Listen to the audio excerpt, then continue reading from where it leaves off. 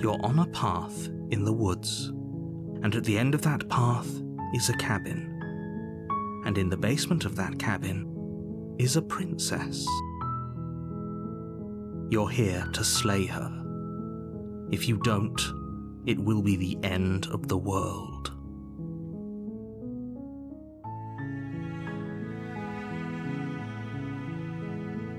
I'm talking about the end of everything as we know it. No more birds, no more trees, and perhaps most problematically of all, no more people. You have to put an end to her.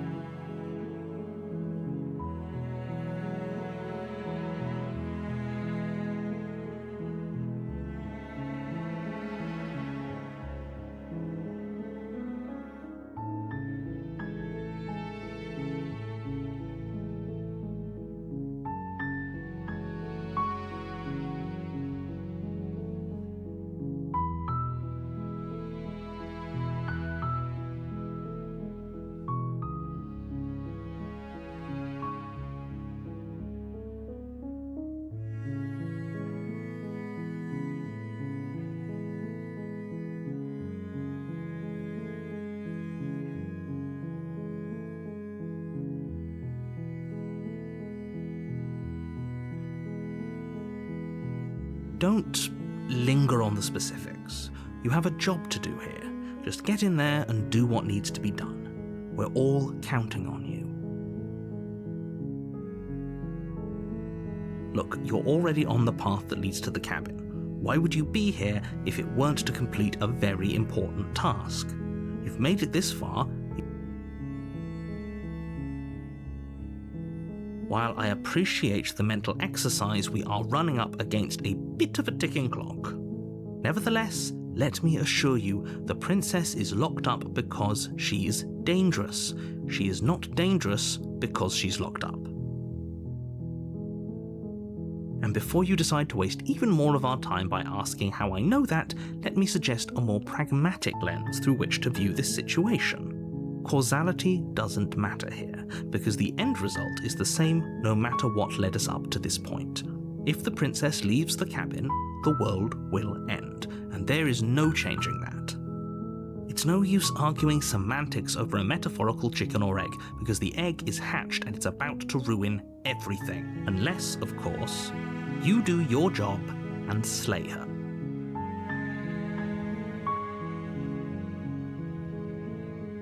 Does it? Are you a monarchist? Is slaying a princess that much worse than slaying a fisherman or a miller or a seamstress? If anything, slaying a princess is much better than slaying a seamstress. Seamstresses contribute something of value.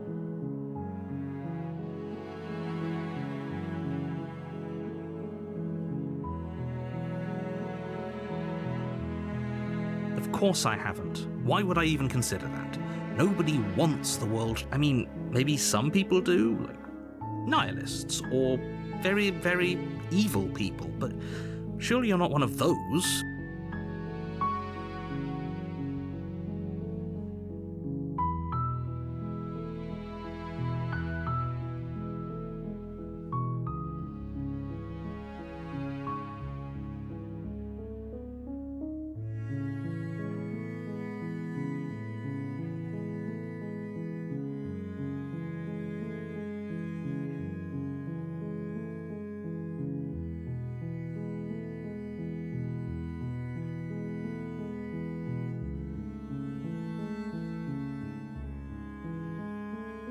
Oh, if only that were the case, but I have to say I'm surprised at your reluctance thus far, but unfortunately for the both of us, you're the only one who can pull this off. Like I said, I don't make the rules, no matter how much I wish I did.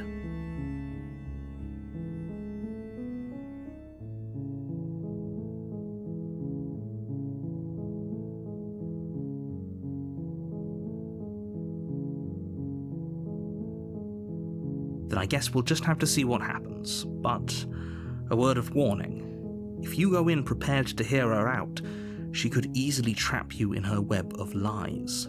And the more you listen to her honeyed words, the harder it'll be to pull yourself out.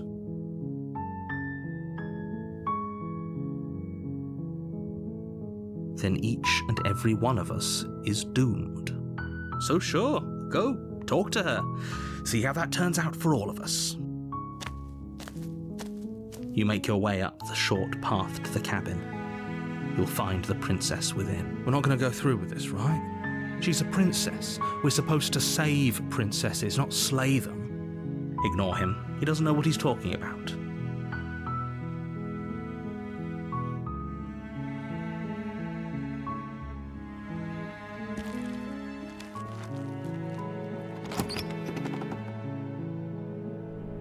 The interior of the cabin is almost entirely bare.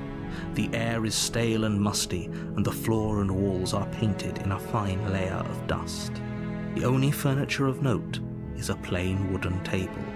Perched on that table is a pristine blade. The blade is your implement. You'll need it if you want to do this right.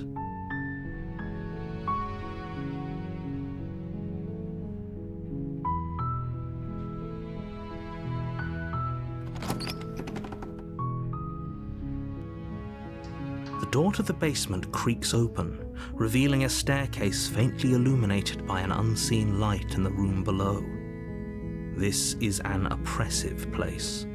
The air feels heavy and damp, a hint of rot filtering from the ancient wood. If the princess really lives here, slaying her is probably doing her a favor. Her voice softly carries up the stairs. Hello? Is someone there? It's hypnotizing. It's the kind of voice you only have to hear once to remember it for the rest of your life. Don't let it fool you. It's all part of the manipulation. You're playing a dangerous game by coming here unarmed.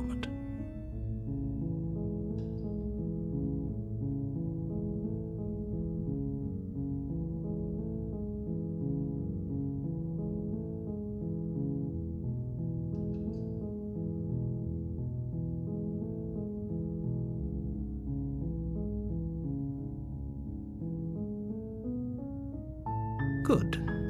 You're still listening to reason. It would be better if you had a weapon, but you may still be able to do what needs to be done.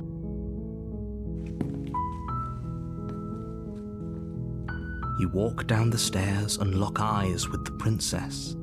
There's a heavy chain around her wrist, binding her to the far wall of the basement.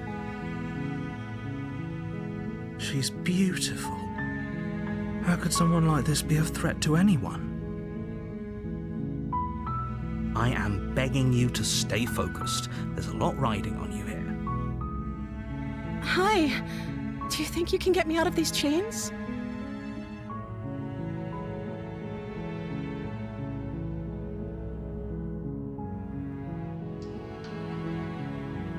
Okay.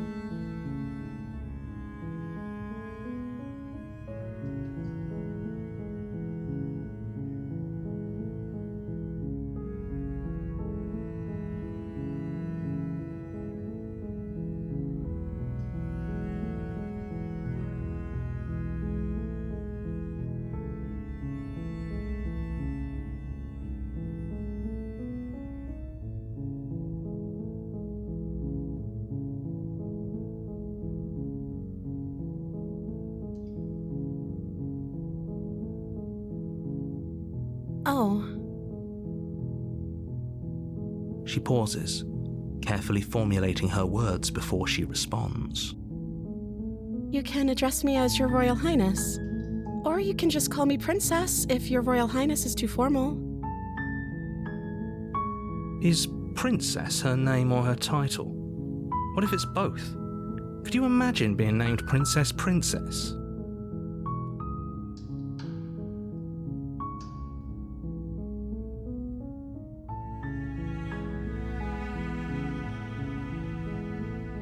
Like I said, you can call me Princess if you'd like.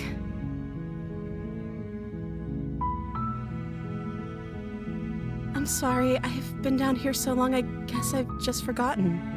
I must have a name, though. Everyone has a name. Okay, that's weird. She hadn't even thought to pick a name for herself. Hopefully you're starting to see that she can't be trusted. Go back upstairs, get the blade, and slay her before it's too late.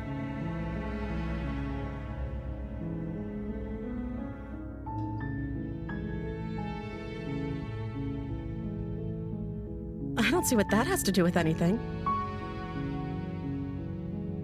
This is the only time this is ever going to happen, but I agree with the princess. That's hardly relevant. Okay, but actually, what has she been eating? She has to eat, right? Of course I'm locked up down here for a reason. I don't actually know what that reason is, but you don't just stuff a princess in a basement and throw away the key without there being some sort of an explanation, right? You have all the explanation you need. You should know better than to trust whatever she comes up with.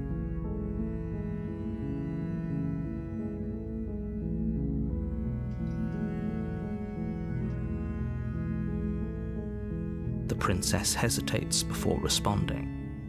She doesn't know. She's been down here too long to have any idea of what she'd do in another life. She knows what she'd do. She's just searching for whatever answer she thinks you want to hear. Are you looking for the truth, or are you looking for the right answer? Because with the dynamic we have going on here, I don't think the specifics of what I do really matter. It's not like you'd believe me.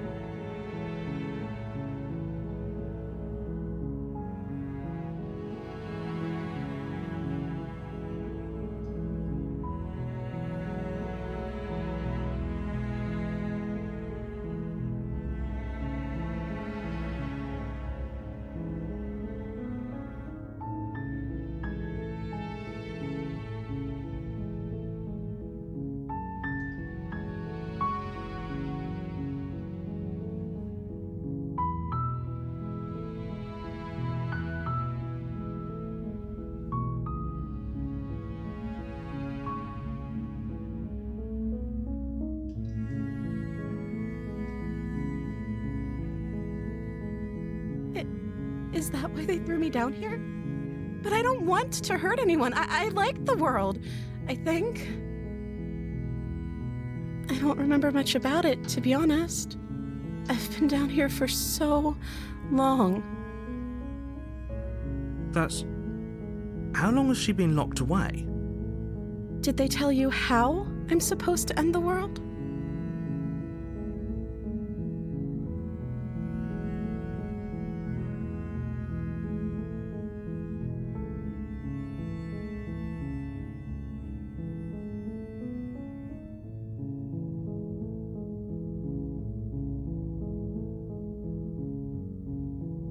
I don't know how to destroy the world, if that's what you're getting at. I believe her. She doesn't have to know how to destroy the world to be capable of doing it. At the end of the day, whatever the two of us have going on down here is about trust. Whoever sent you to slay me claimed I was a threat to the world, but they didn't tell you why. I don't trust that, and I don't think you do either, or you wouldn't have come down here to talk.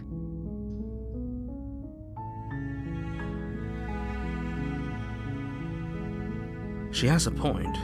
We're talking like this for a reason. So this shouldn't be about what I'd do if I got out of here, or me saying the right thing to convince you to save me. This is about how messed up this whole situation is. This is my life we're talking about. Do you really think I can even end the world? Why would I even want to? We both know that if there's people we can't trust in this situation, it's whoever locked me down here, and it's whoever sent you here. And those two groups are probably one and the same. Don't let her turn the tables here. This isn't about trust. This is about risk. We stand to lose everything, all for the sake of one person, and a subjugating monarch, no less.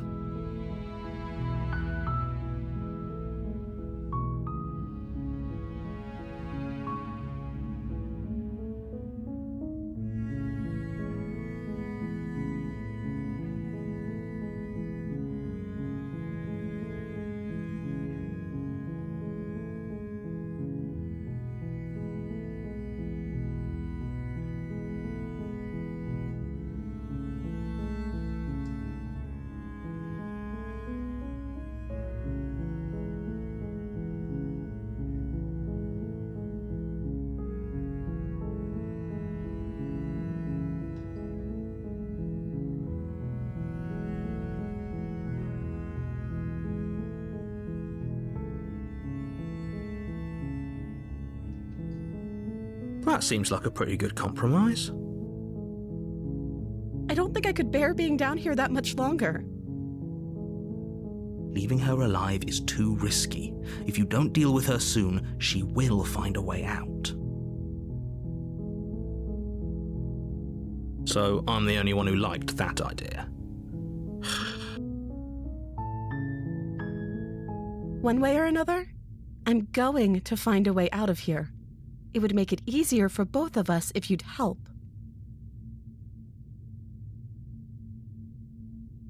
But if you don't, I can promise that you'll regret that decision.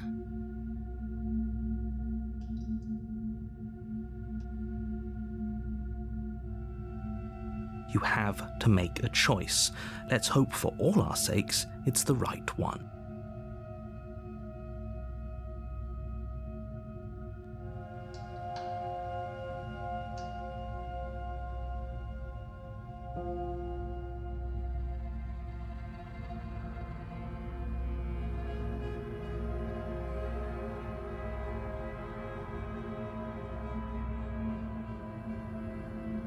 Thank you. You turn back to the stairs, intent on retrieving the blade in the cabin. Where are you going? You can't just leave me here. Fine, turn your back on me, but it won't be long before I slip these chains. And once I'm out of here, there will be hell to pay for leaving me behind. Slip these chains? She can't, right? She needed our help to get out of here. But do you hear the conviction in her voice? I don't think she's bluffing. She has to be bluffing, but hurry. You rush up to the first floor, grabbing the blade, both yours and the world's only possible salvation. Okay, if we're sure about this decision, I'll support it. I suppose we have a world to save after all. You slowly creep down the basement stairs. It's quiet. Where the princess sat only a moment ago, there's only a severed arm, its cooling flesh still chained to the wall. And she is nowhere to be seen. Is it just me? Or did this room get a lot bigger?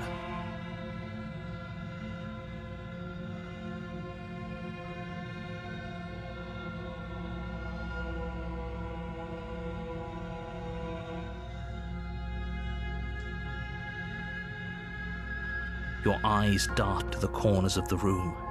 You don't see her. Where is she?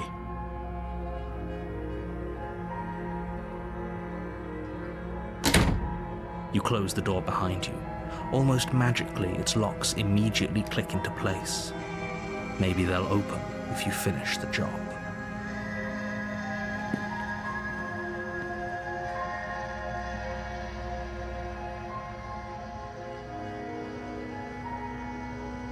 Oh, do you want to play a waiting game? I've been down here a long, long time. I'm very good at waiting. You do your best to patiently wait her out. But eventually, exhaustion starts to set in. Come on, wake up. We can't fall asleep down here.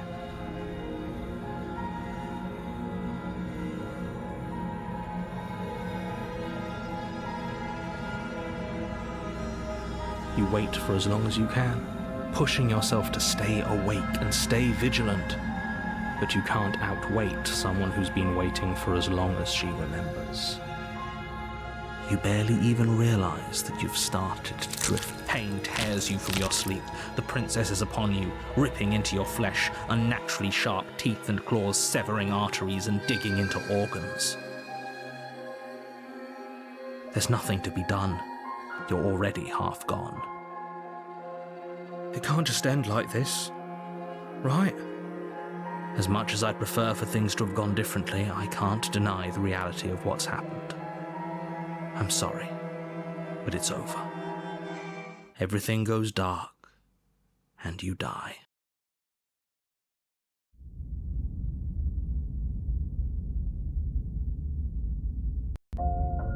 You're on a path in the woods, and at the end of that path is a cabin. And in the basement of that cabin, you're here to slay her. If you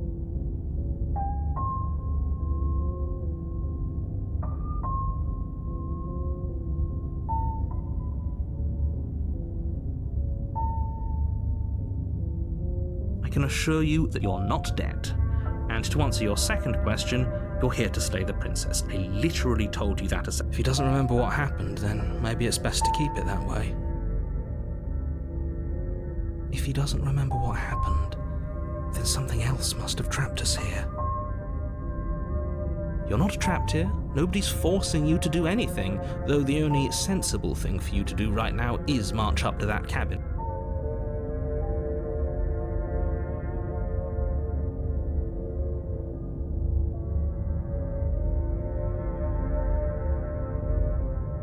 Those are two very different questions, but fine, I'll indulge you if that's what it takes to get you moving. Let's say for a moment that this really is the second time you've met me, or at least a version of me. You died last time, which probably only happened because you didn't listen. We did our best with the information we were given. And yet you still died, didn't you? So, great, congratulations, you've been given another chance to actually do this right. And I believe your other question was something along the lines of, oh, what's the point of doing anything? If you're asking that, it sounds to me like you're making the rather dangerous assumption that your actions last time around didn't have any consequences.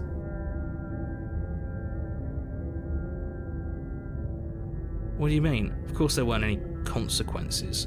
We were killed by the princess and now everyone's right back where they started. That sounds pretty consequence-free to me.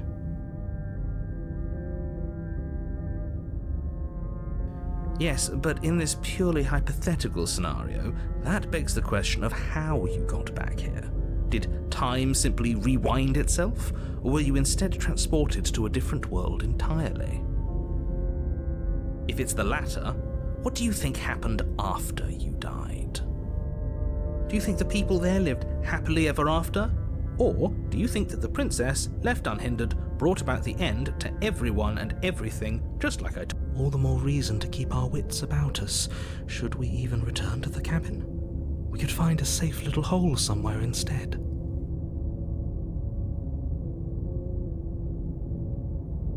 You have to go to the cabin. If you don't slay the princess, she's going to end the world, which you're always going to be a part of, even if you're cowering in a hole. There's no escaping your responsibility here.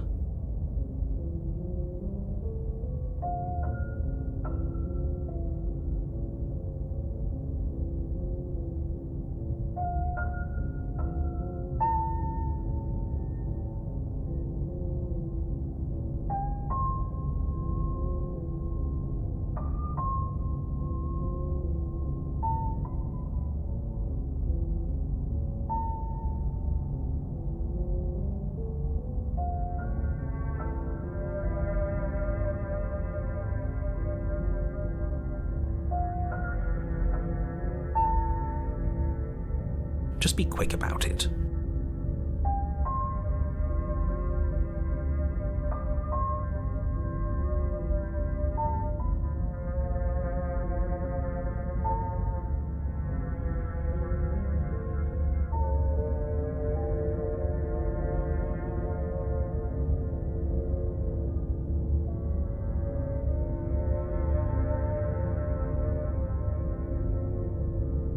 People locked her in that basement, and I told you what this place is. It's a path in the woods. Don't overcomplicate things.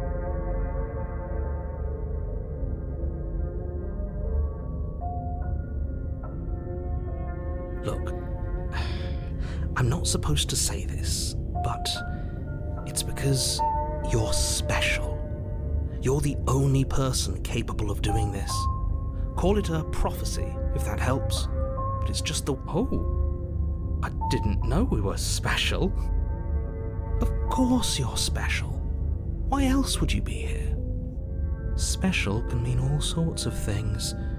Don't let it make you careless. We need clear thoughts and pricked ears.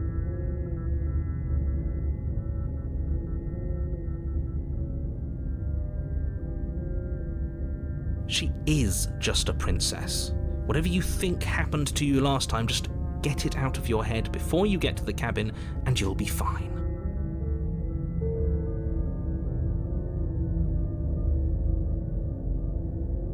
I've told you everything you need to know. Going into more detail would just overcomplicate an otherwise very simple situation and make your job more difficult. If you want us to stand a chance against her, we need to be armed with information. What is she really capable of? How are we supposed to stop her? Not to sound like a broken record, but the less you know about her, the better things will go for all of us. I know it sounds like I'm hiding something, but you're just going to have to take me at my word. You're afraid, aren't you? Just like us. Of course I'm afraid. Fear is an extremely normal thing to feel when the fate of the entire world is at stake. But that's not the only thing you're afraid of. You're scared of something worse. Stop projecting your neuroses onto me and just get to the cabin already.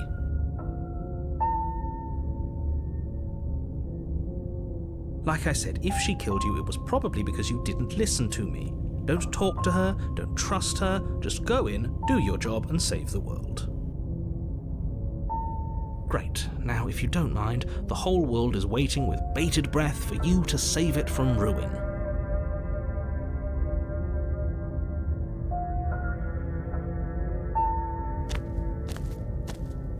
A warning before you go any further.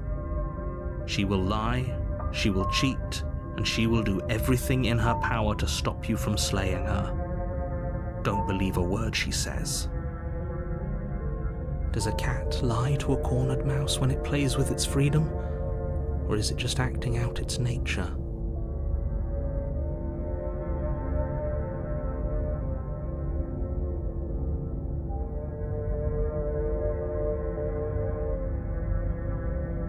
I don't see why that matters.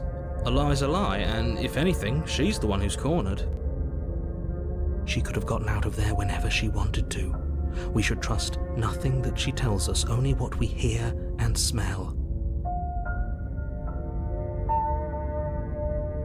That's a very roundabout way of saying that you should listen to me and take this seriously. Maybe.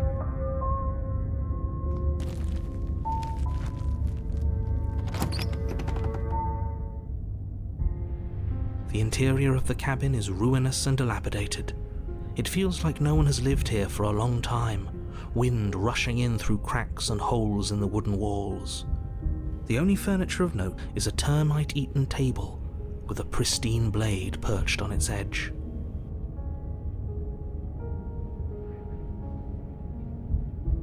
The blade is your implement. You'll need it.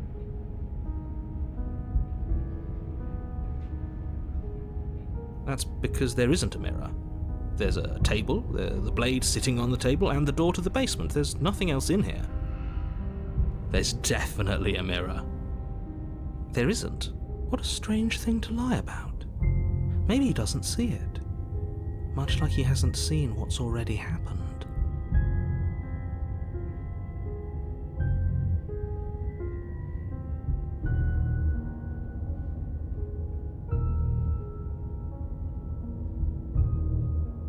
Exactly. Why would I lie about something so meaningless? What good would a mirror even do? Let you waste time preening yourself instead of doing what needs to be done.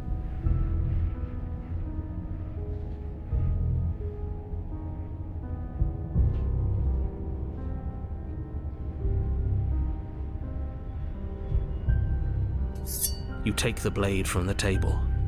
It would be difficult to slay the princess and save the world without a weapon. Very different. I wonder why. Maybe that's because you haven't actually been here. I hope this means you'll finally drop that ridiculous past life nonsense. You haven't died, and you certainly haven't been killed by the princess. So focus up. A lot's riding on this. You walk up to the wall next to the basement door. It's a wall. There isn't much to see here.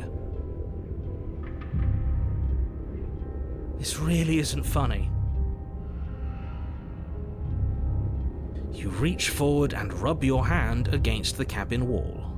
I hope you know how ridiculous you look right now. But it was there a second ago. And now it's gone.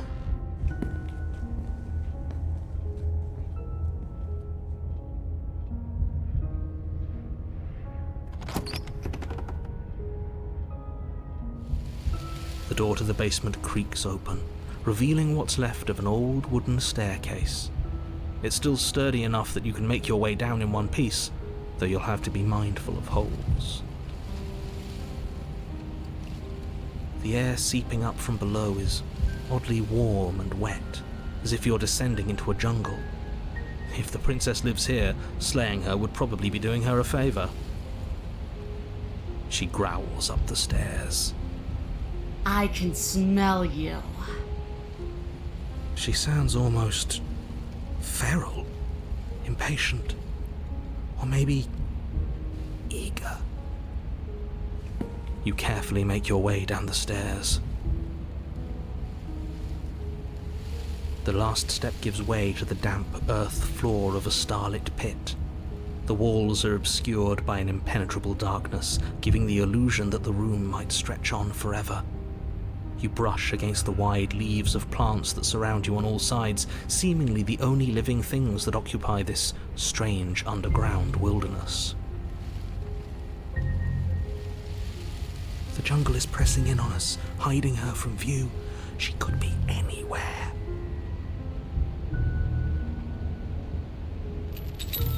You see only a flash of the princess before she scurries away into the underbrush, dragging her heavy chain behind her. Remember, she's just a princess. She is certainly not just a princess. You're not helping. It doesn't matter what she is. It only matters what she does. Her shining eyes appear between the leaves, staring hungrily at you from the darkness. I can hear your heart pounding from the bottom of the stairs, fledgling. You're right to be terrified. I'm so much more than you. And a little splinter clutched in trembling hands won't save you from me. A shiver rushes up your spine and pulls you upright. The air's shifting. She's getting ready to pounce. Move, now.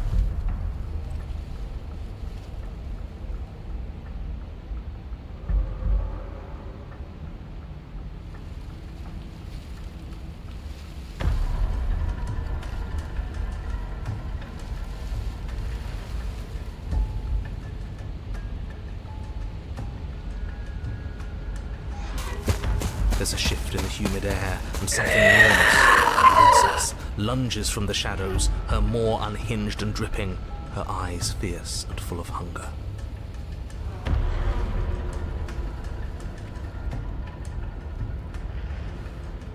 She is too quick to outrun, too nimble to outmaneuver, too determined to overpower. This is her domain. You are I guess that's it then, isn't it? Unfortunately for you, no, this isn't it. You are in a dark and caustic place. A thick, fibrous lining constricts around you, its slick surface impossible to grip. Your hands scrabbling uselessly at your surroundings as they compress in on you. Your lungs can barely expand in such a tiny space. Not that the humid, finite air grants you more than a few shallow breaths at a time. You spoke when you needed to act. The liquid pooling beneath you starts to seep into your skin. You itch, then sting, then burn as the acid begins its slow work. When I killed you, I tried to leave this place, but it wouldn't let me. You belong down there, it screamed at me. The world is better off without you in it. The flesh around you rumbles as the princess begins to move, her thundering footfalls twisting you helplessly about. Your skin protests as the corrosive liquid sloshes around you, but there will be no respite for you in sight. The burning grows stronger, and you can feel layers of you being peeled away. But you don't belong down here. You came from somewhere else. You came from out there. So I consumed your dead heart, and I carried it in my throat, and I draped what was left of you on my back, and I threw myself against that door.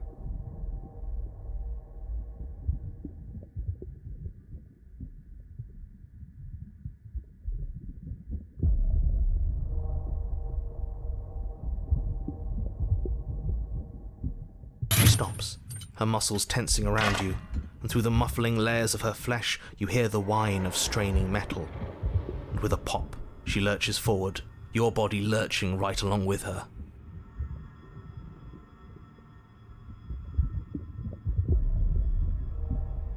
Her chains. She's loose. But even then, it denied me freedom. You cannot fool me by draping yourself in decay. I know your true nature, and it is suffering. Gravity pulls at you as you're hefted upwards, the distant creaking of ancient wooden steps barely audible over the thudding of the princess's heart. And then it was gone, and I was here. A new enclosure, a nicer cage, but still a prison. I learned from my wounds. You're alive now. We can leave together. Does that work? Could she free herself if we're alive in here? Do you really need me to give you a definitive answer for you to understand that the situation is grim? Stop her. Do something. You still have that steel claw. Tear through her before we are her. Survive. Or we could use it to make this quick for ourselves. If she needs us in order to leave, we could at least deny her that. That is a bad thing to do.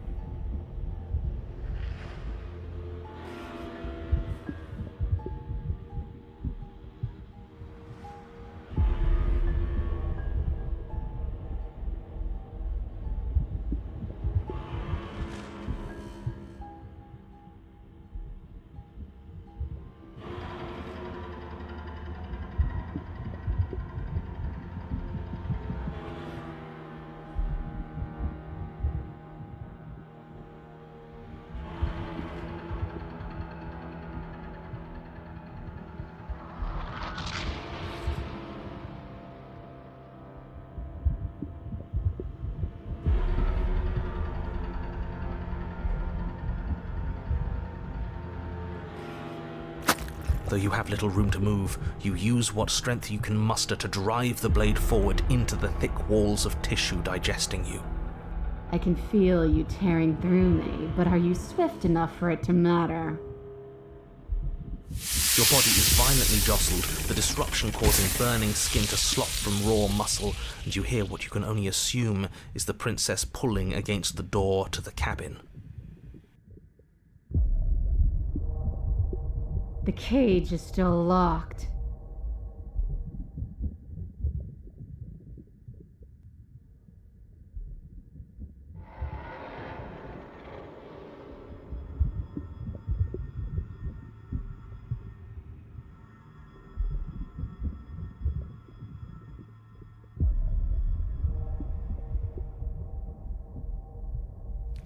You slice again, deeper, rooting through her meat with the tip of your blade, until at last it finds her beating heart.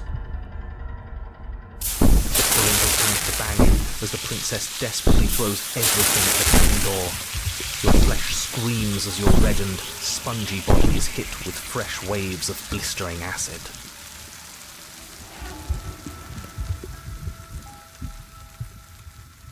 You can't hold me forever.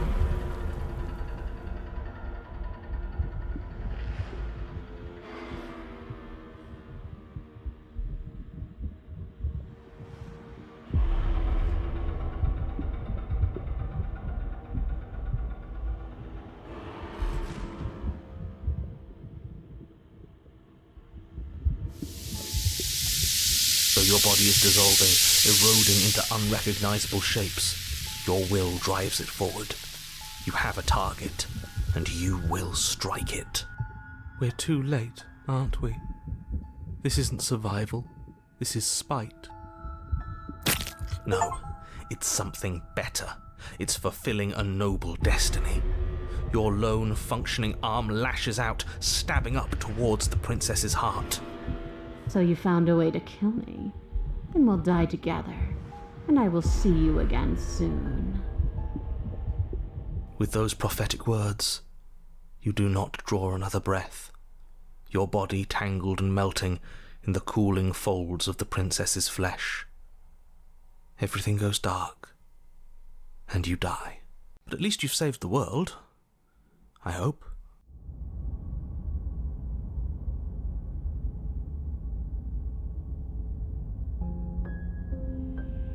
We are a path in the woods. We have no beginning, and we have no end. But something cold and unnatural sits watching us from just beyond our edge.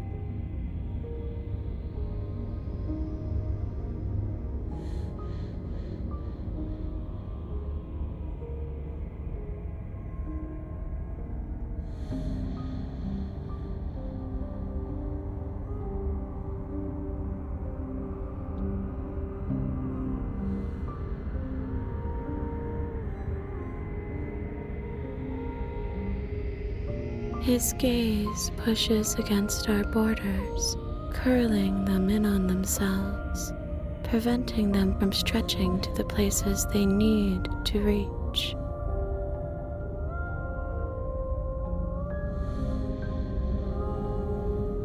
No, that's all wrong. You're not a path in the woods, you're on a path in the woods. Who's even saying that? That's not the princess, is it? Oh no. How many times have you been here? I think this is our third? That's bad. That's very, very bad. It wasn't even supposed to reach 2. If you're at 3, well, no wonder things aren't the way they're supposed to be. Let's get our facts straight. What happened last time? What could you have possibly done for things to be like this? The thing that sits beyond our edge speaks his logic into us. He tries to grasp at things that cannot be grasped. He tries to stare with wide pupils at that which can only be held from the corner of the eye or with a passing glance. Shut up! The rest of you, talk. What happened? What did you do? Can she hear us if we talk? I can hear everything, little one, but you don't have to be afraid of me. There's no place where you end and I begin. Nothing can hurt you here. Not anymore. Oh, I like that. I don't feel so small anymore when you put it like that. That's because you aren't small, even if you act that way. We're both so much more together than we were apart. And we can be so much more still. Vast. Unfathomable. You're not mad at us for stabbing you in the heart, are you? No. Are you mad at me for swallowing you whole? Nah, not really. It all seems so petty right now. She ate you. And now you're convinced that you're stuck together. What a mess. He doesn't understand. We aren't convinced of anything, and we aren't stuck together. We're one. This is how we're supposed to be. Can't you feel it?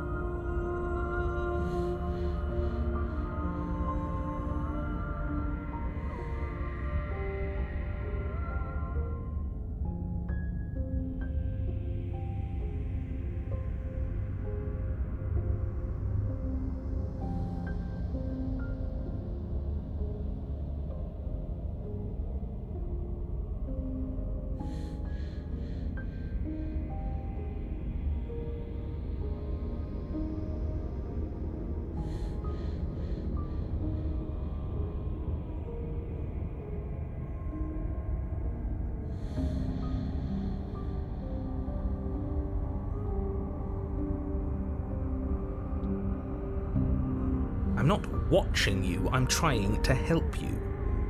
That's not an answer to our question. I don't know what he is. I only know that he is something other, and that he wishes for you and I to tear ourselves apart. I do want that, but only because it's in your best interests. It's in everyone's best interests. You won't be able to slay her unless you remove yourself from her. He wants us to kill each other.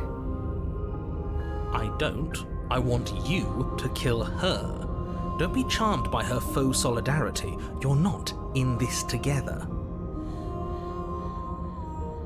She's the only one who poses a threat to the world, and she's trying to make you go along with it.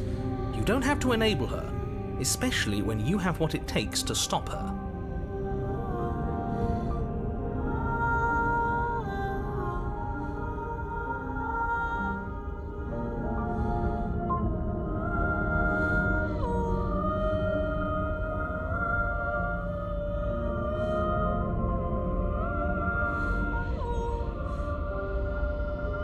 We can't go back to that. We can't go back to the fear and the hunger and the pain. Not after being something as beautiful as this. Doesn't all that conflict feel so far away right now? So petty? We've been posed against each other by something that understands the strength of our unity.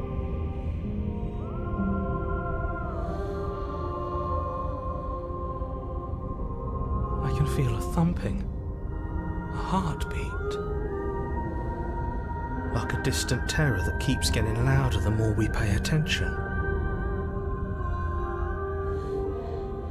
Please, stop. If you let it in, we'll fall apart. Don't look at it! I think we should hear out whatever it is that's trying to be heard. I like to take all options into account before making any big decisions, and what's the harm in just listening?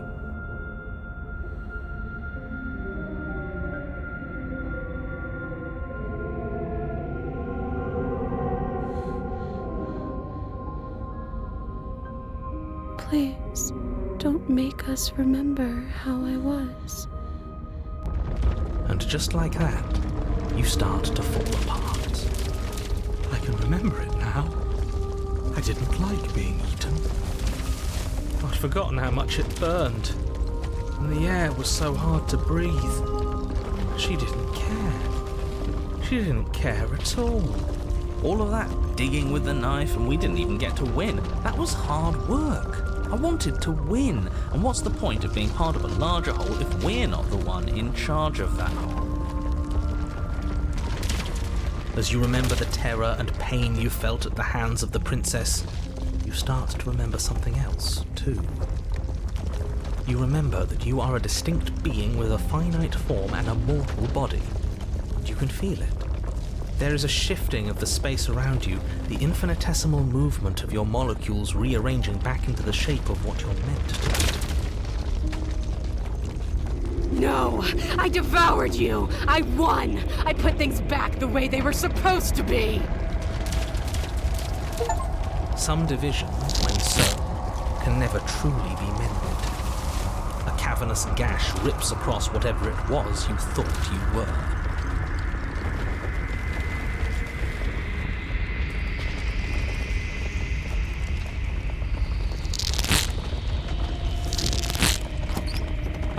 Comes into being among the trees. It approaches, and it swallows your body whole. And then you find yourself, blade in hand, exactly where you need to be. At the center of it all is the princess, a wooden and fleshy heart beating with an unbroken rhythm. You're filled with a sense of purpose. Strike at her. End this once and for all. I feel empty, don't you? I feel safe. She isn't dangerous anymore. We could leave her. We could both live. Well, this should be easy. If you're sure about it. I mean, what's the point of being king of the hill if there's no one around to be better than? We'd just be sitting on a hill. Do we have to do this? You have to. You know you have to.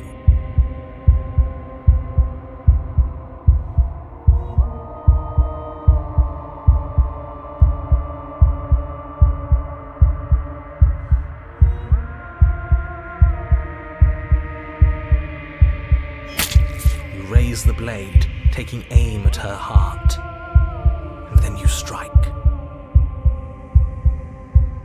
I'm sorry.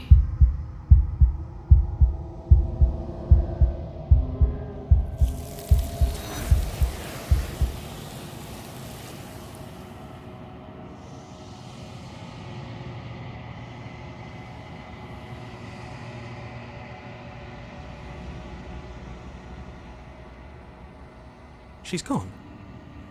Where did she go? Should we try and find her? And there's that mirror again. Why is it here? Why now?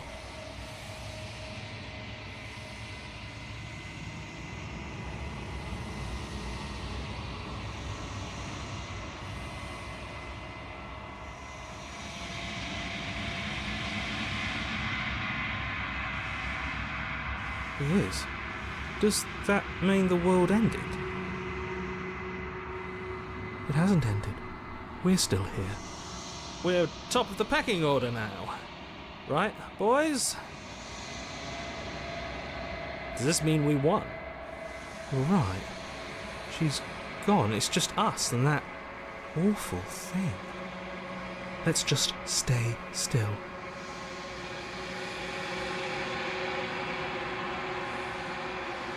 There's something dreadful about it. I don't think you should. That thing reeks of death. If they think it's bad, I'm with them. I'm begging you, don't do this.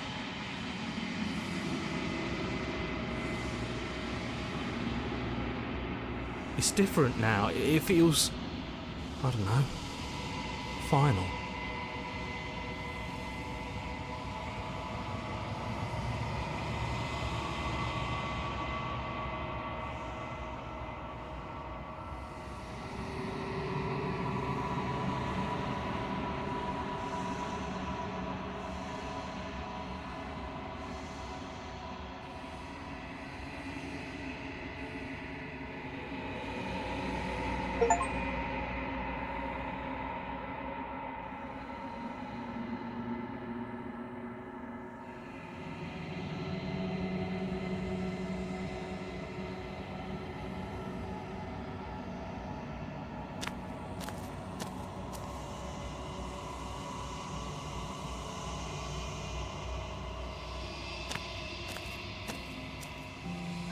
Something finds me in the long quiet and brings me the gift of a fragile vessel.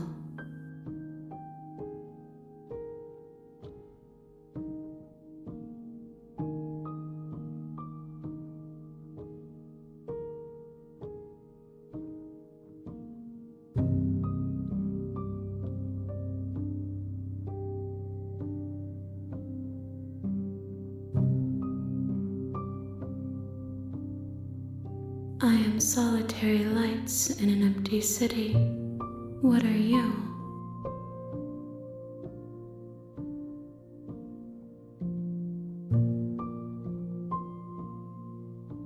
Thoughts without connections, a dim and nascent network. I wish to be more.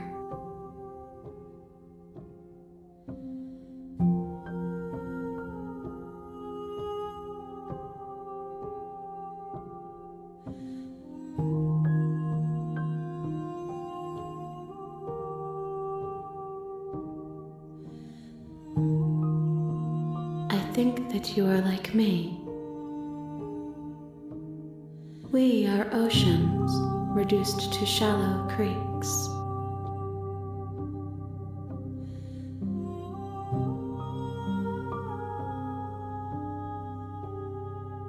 How can the world have ended if we are talking?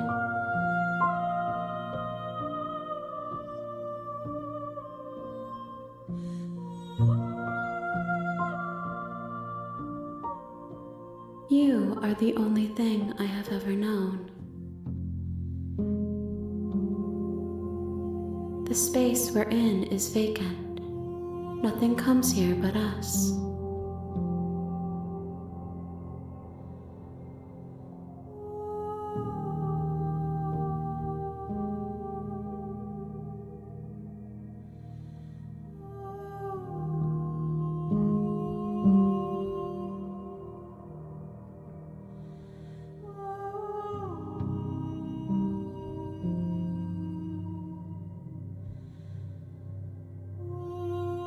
I have only just now stirred to consciousness. I could not have trapped you here, and I too yearn to be free.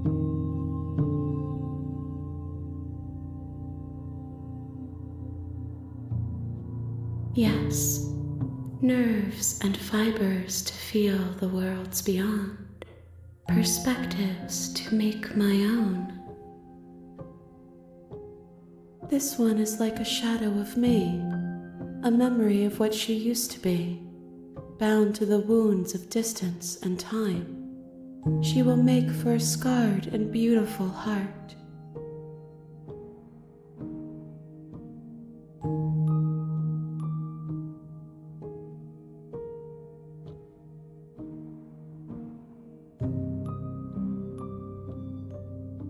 Do not mourn her. She has finally found peace.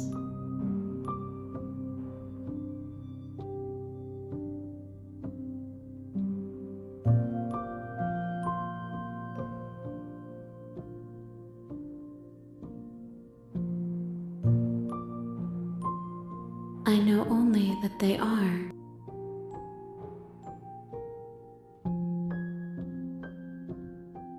She is part of me, and part of me is her.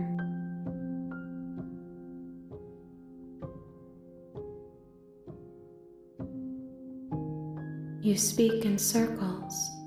Does it matter where one thing begins and another ends?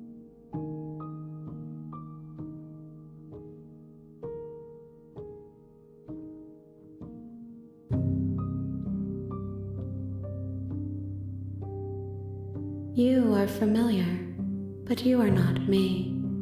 I feel sadness, longing, hope as I witness you.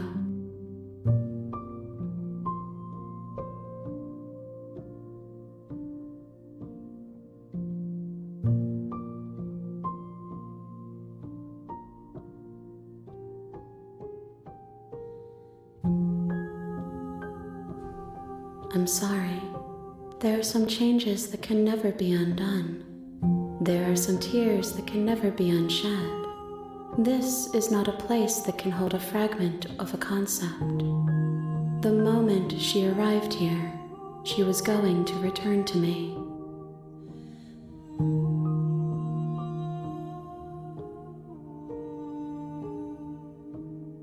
I promise that it doesn't hurt.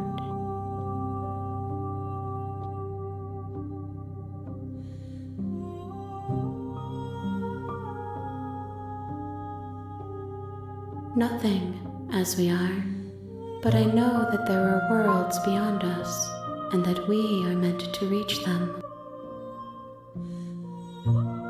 There is no exit, but this vessel is a creature of perception. She can make you forget, if only you believe her to be able to.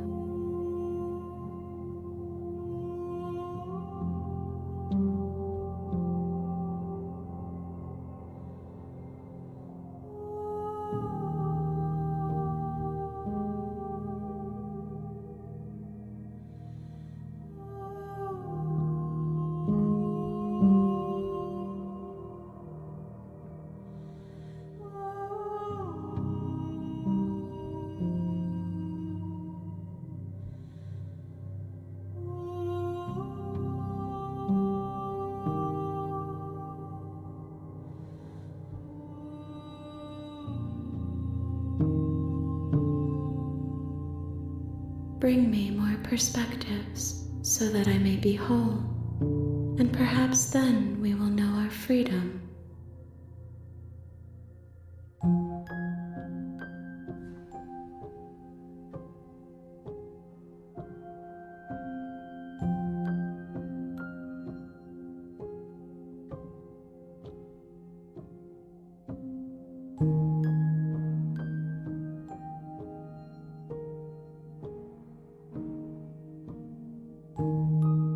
You ask of things that cannot be done.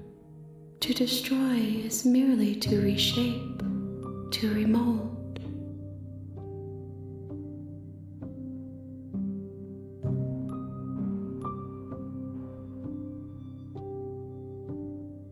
How can I know?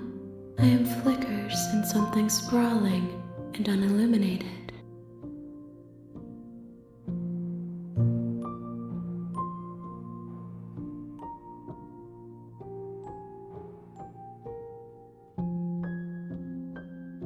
Everything, until we meet again.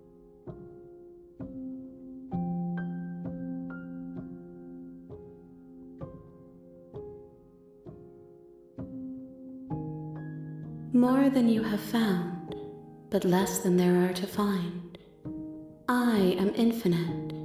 The rest will find their own way home.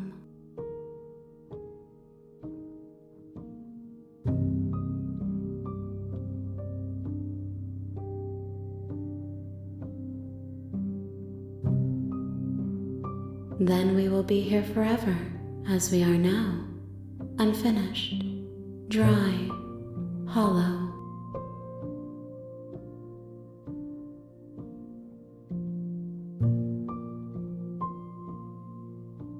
I have not lived. I am not afraid to die.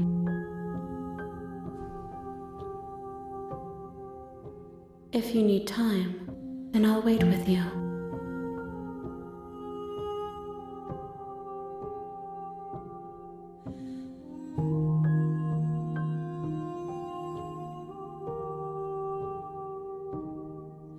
You are as I am now, and forever is a long time to remain undone.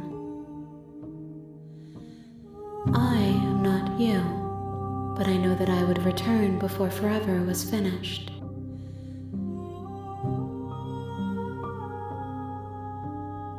What textures will you weave for yourself to occupy forever? Will you place the images of you and I into a box for safekeeping?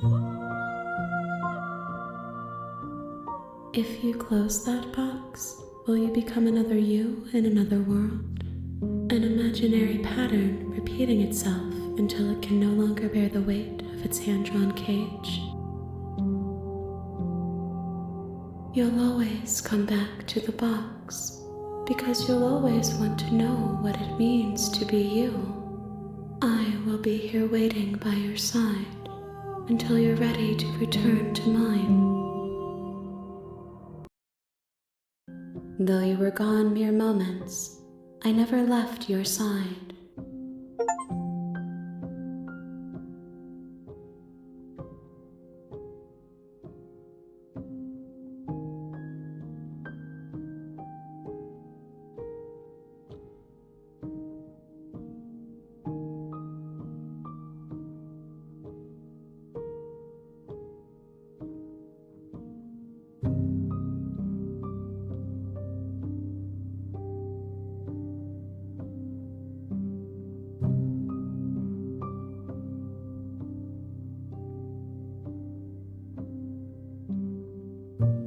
She asks that I tell you to remember her.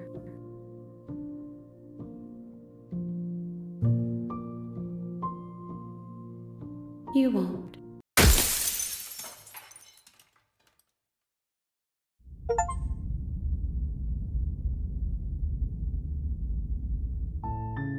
You're on a path in the woods, and at the end of that path is a cabin. And in the basement of that cabin is a princess.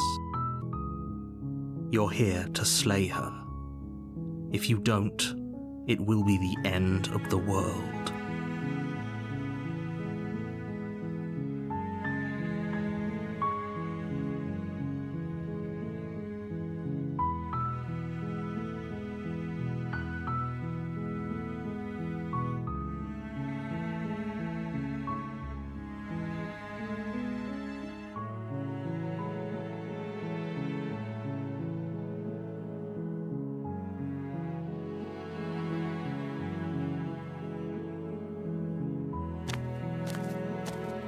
You make your way up the short path to the cabin. You'll find the princess within. We're not going to go through with this, right? She's a princess. We're supposed to save princesses, not slay them. Ignore him. He doesn't know what he's doing. The interior of the cabin is almost entirely bare. The air is stale and musty, and the floor and walls are painted in a fine layer of dust. The blade. You take the blade from the table. It'd be rather difficult to slay the princess and save the world.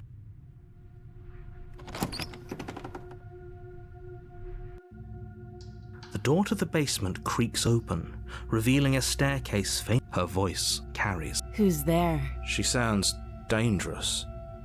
It's almost as if she's the one in charge down here. Don't let it fool you. It's all part. Good. You're still listening to reason. You walk down the stairs and lock eyes with the princess.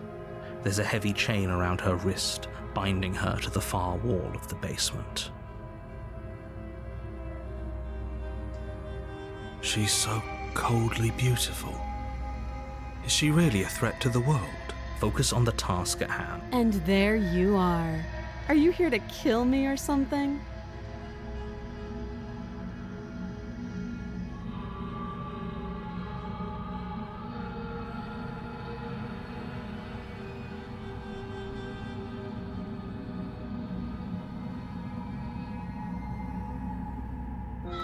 You step forward, your grip on the blade tightening as you steel your resolve. Oh? No talking then? Fine.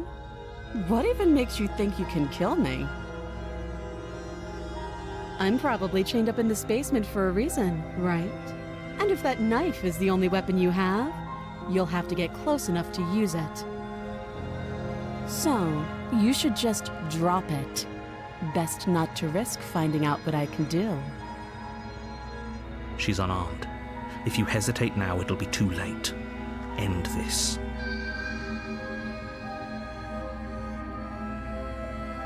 You lunge forward without a moment's hesitation. You feel flesh easily give way and look down to see your blade already sinking deep into her heart. Oh. This is it. isn't it? I'm almost embarrassed. I should have seen that coming.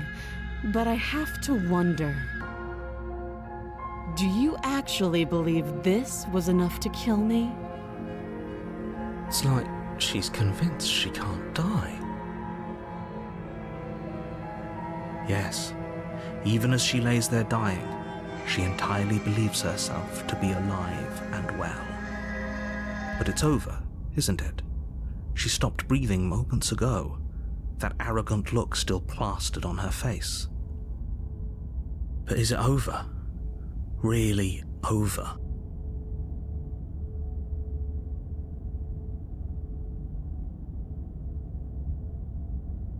It's over. Don't get all worked up. We should make sure. What's the harm in checking for a pulse? I really don't think you should do that. And why shouldn't we? Is there something you're not telling us? I've told you everything that's happened with complete accuracy. The princess is dead. Your blade pierced her heart. There's no coming back from that.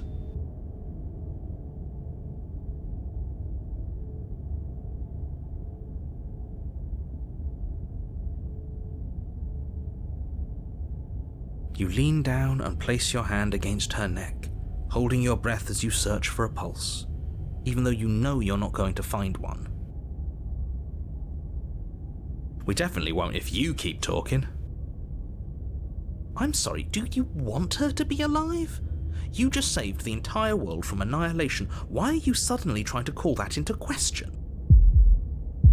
Wait, what was that? You know what that was. That was the sound of a heartbeat, followed by another. I guess I won't be dying alone after all. Something sharp digs into your side, the shock of it sending your nerves into a pained frenzy. Quick, let's get out of here. It's too late for that now. You collapse to the ground as the mortally wounded princess twists a blade of her own deeper between your ribs. As you fall, she falls with you, exhausted by the effort, the little life that was left in her eyes fading rapidly. An eye for an eye, a life for a life. I guess we're even now. See you around. You were so close. Why did you hesitate? It doesn't matter. At least you managed to take her with you. For whatever that's worth. Everything goes dark, and you die.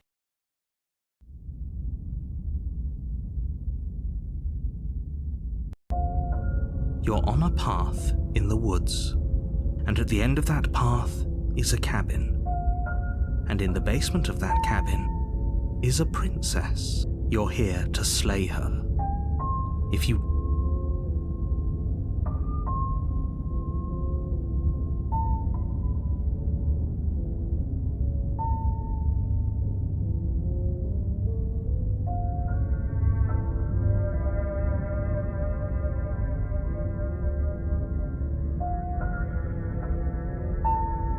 I can assure you that you didn't slay her and that she didn't kill you.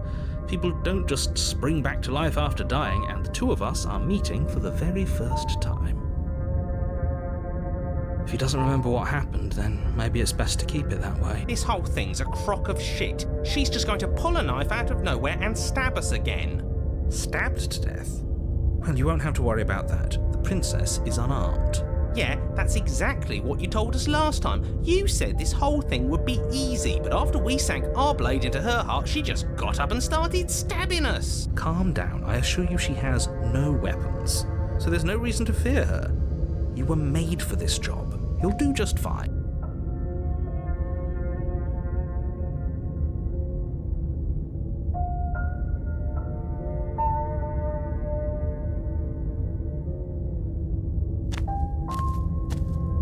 A warning. Before you, she will lie, she will cheat, and she... He couldn't be more on the money. But we're really doing this, aren't we? I'd say you're lost, but I'm stuck here with you. We know what to look out for this time. We know to be careful. Just stay focused and you'll be fine.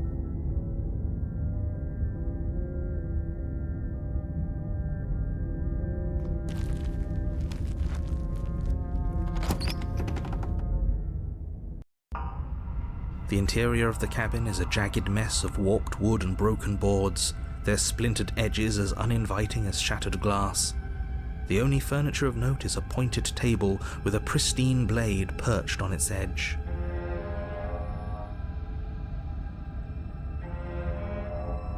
The blade is your implement.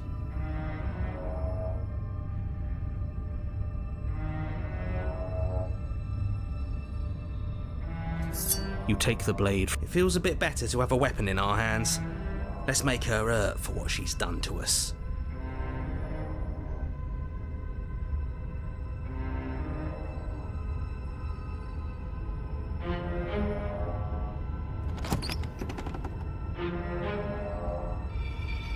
The door to the basement creaks open, revealing what must once have been stairs.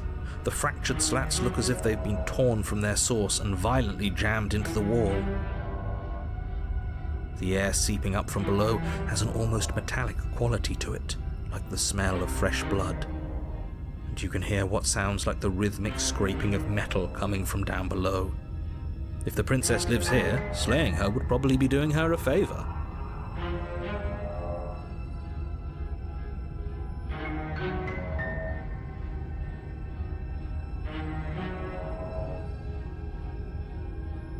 That's right, scraping. I told you she has something, I told you.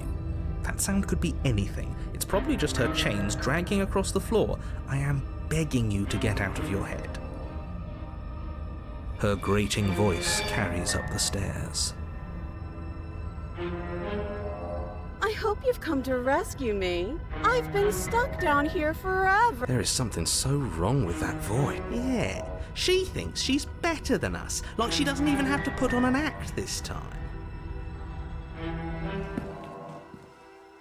As you descend the final step, the form of the princess comes into view, her sharp eyes following you from across the room.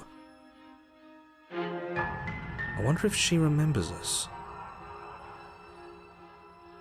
Finally, somebody! Quick, get me out of these chains. We're not safe here.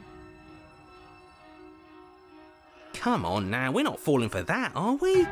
She's trying to trick us, but she can't hide that threatening edge to her voice. She just wants us to get close, to let our guard down. If she sounds threatening, it's because her mask is already slipping. She knows why you're here. You are armed, after all. What are you waiting for? You are here to rescue me, right?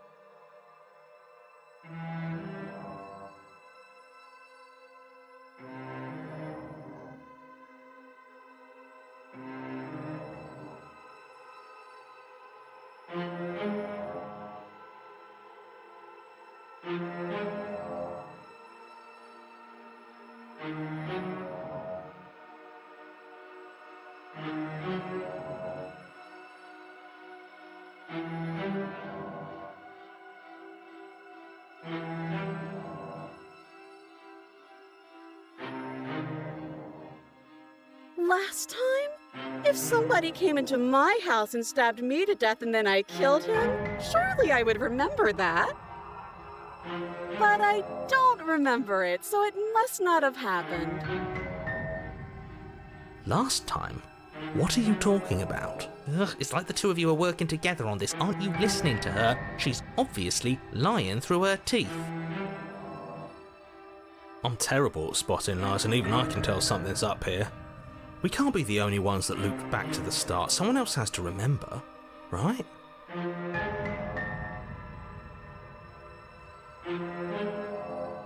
Yes, something is obviously up, and we can all tell that she's lying. The thing she's lying about is how dangerous she is, not dimension hopping or time travel or whatever it is you think you're doing.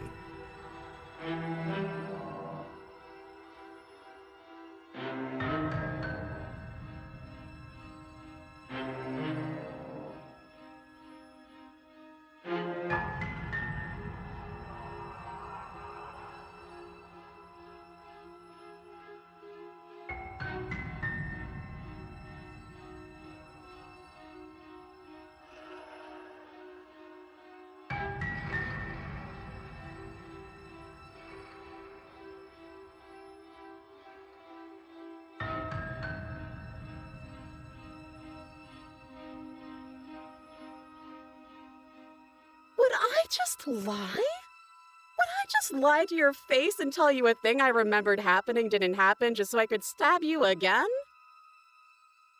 I mean, just so I could stab you for the first time. Aha! She slipped up there. She said again, and her taking it back doesn't count. Do you hear how deranged you sound right now? Please stop dawdling. This is only going to end with violence. Postponing the inevitable is only going to make it worse for you when it actually happens.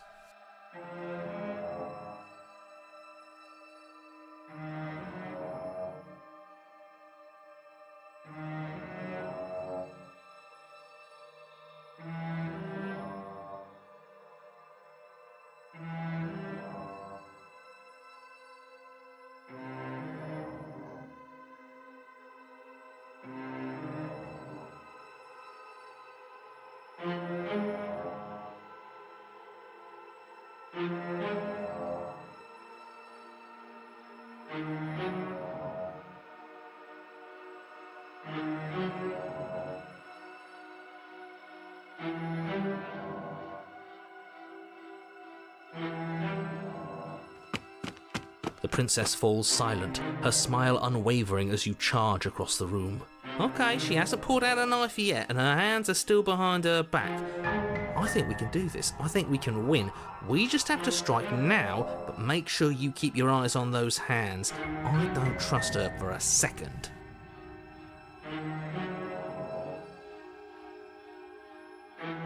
But your focus is broken by the horrible sound of metal sliced. Whose meat? Not ours, right? Hers, at first. Then yours. Hehe. How? What did she even hit us with?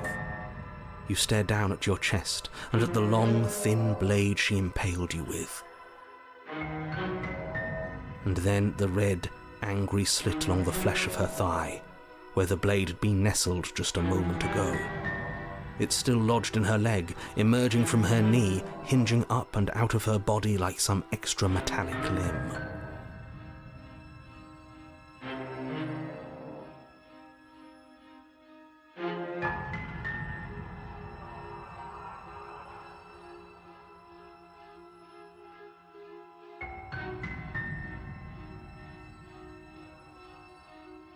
Bullshit. Absolute. You're going to die now. With a twist of her knee and a painful squelch, she does just that. Everything goes dark, and you die.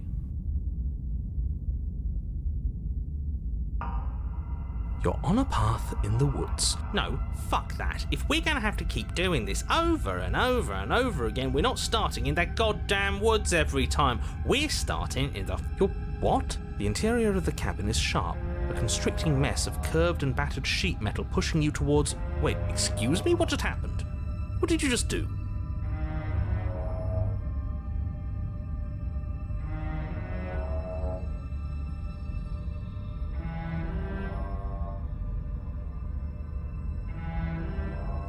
I feel dizzy. Oh ho ho ho! I guess I took us to the cabin, didn't I? Isn't that interesting? Who holds the cards now? The circle's getting smaller and smaller. Running isn't an option anymore. We have to fight. Good. It's better that way. Without a fight, no one can win. And if no one can win, then nothing has any meaning. Great. So obviously you've already been here. How many times? This is our third? No wonder things have fallen apart. You do realize that every time you fail, she escapes and an entire world is damned to destruction, right? That can't be right. That's too much responsibility. Nah, impossibly high stakes make the fight so much. Let's just stay focused, shall we? The only furniture of note is a bent metal table, a pristine blade perched. We take it. Okay, sure, you take the blade before letting me finish telling you it's there. It would be difficult to slay the princess and save the world without a weapon. This feels right. We just have to keep our senses sharp. That's right, we've got to be able to win eventually. We will win eventually. Hell, we might even win now. That's a fighting spirit I like to see. You could all learn a thing or two from this one. I'd love to get started just as much as you would, but how are we supposed to get down there? You walk through the door. You do know what doors are. There isn't a door, there's just that mirror. There isn't a mirror. You really messed things up, didn't you? It's like you can't even see reality anymore. I can feel the air coming up from behind it, stinking of iron and steel. He might be right. Could be a trick. If our other senses can't feel it, then we can't trust it.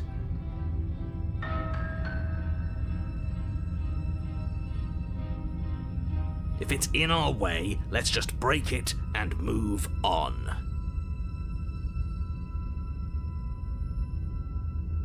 You make your way to the door at the end of the room, stopping just in front of it.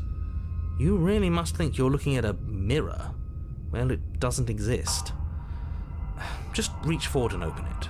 Let's just fumble for the handle and be done with it. I don't care what we look like. I care about getting to the end of this mess.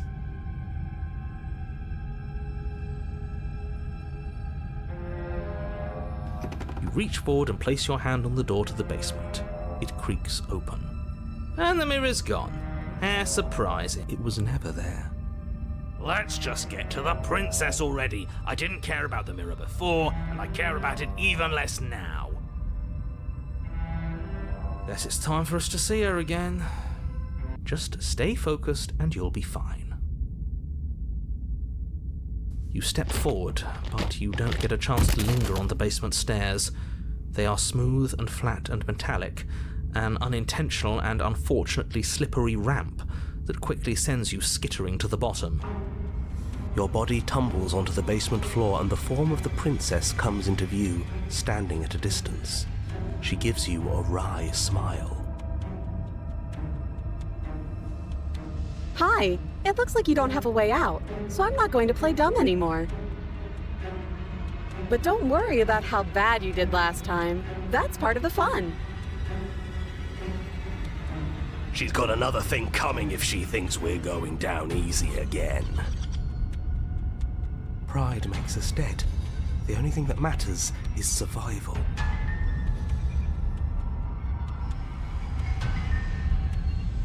Actually, does survival matter? We've died twice and nothing bad has come of it. We just need to find a way to win once. Nothing bad has come of it yet. Plenty bad has come of it. You've left at least one entire world to ruin. The people there mattered. The past isn't real. There's only here and now. Your internal bickering is cut short by the wet sound of slicing meat. From the princess's arms erupt twin blades glistening with her blood, the empty flesh of her arms flopping at her elbows like torn sleeves. The chain clatters to the floor.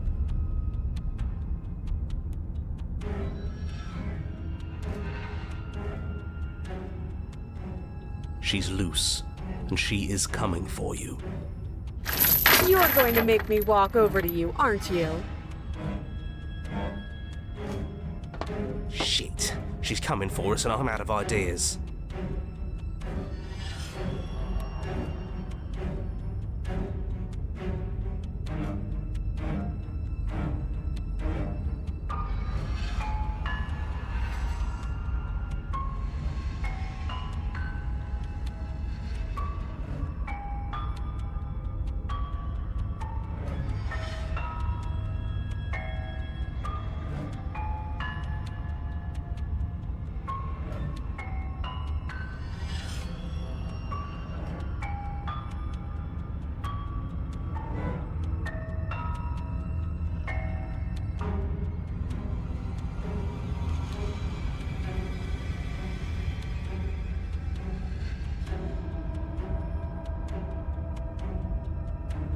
Now, I've tolerated quite a bit from you, but this is a bridge too far.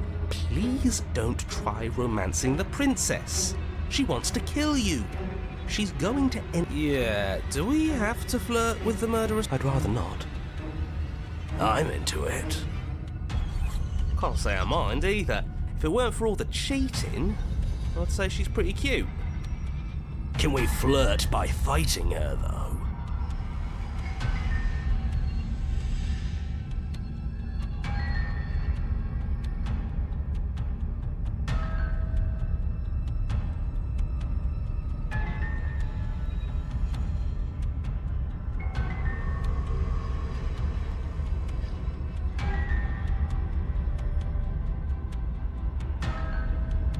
A rosy blush flushes in the princess's cheeks, and a wide grin cuts across her face. You're the only person I know, so that's a first. You're sweet. I like you. You're also gorgeous. Oh, be damned, this is actually going to work, isn't it? Still gonna kill you, though. Or not. Oh, I like her. I like her a lot. Blush still glowing in her cheeks, the princess closes the distance between you, blades flashing. She skewers you.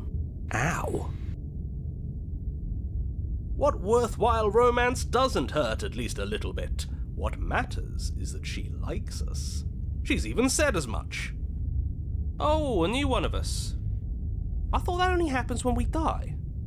Did we die? You're on a... No, you're in a... Where the hell are you? I don't like that we died without us knowing it.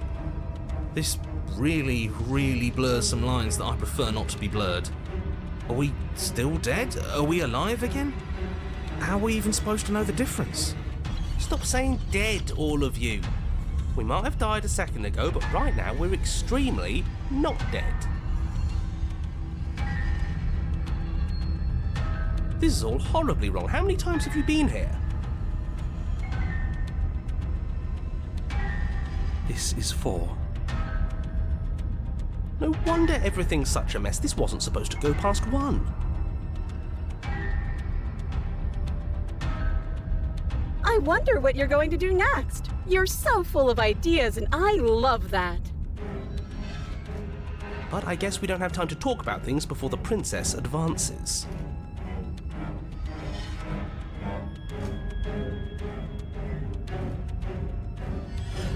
Okay, whatever we do gets us another us. Let's see how many we can stack. There's got to be a point where it makes us better than her. We don't need any other voices chattering about in here. It'll just confuse us. All we need is to... Yeah, I'll pass on that. As long as we keep moving. We'll win her heart eventually.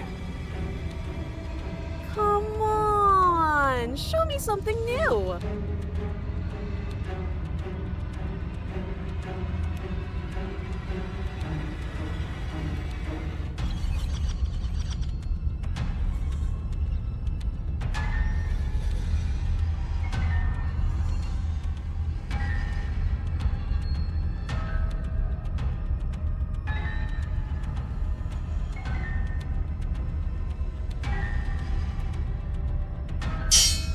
None of this is working. Think. Think. She skewers you. Well, there's more of us. Let's see if that helps. Then you skewer yourself. I thought we both understood that dying doesn't get you anywhere. Huh. That didn't do much of anything. We're tougher than I thought. What's the point? It's all the same. She skewers you. Oh, don't give up on me just yet. You gotta keep going. It doesn't matter how many times this takes, we can't give up. Okay, let's go again. Just panic. Flee.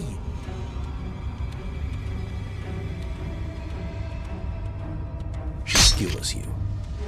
No, you don't get to escape. That's not how this works. See? We're getting better. Okay, yeah, that was a good one. She's going to kill this body either way. So stop feeling what it feels. She skewers you.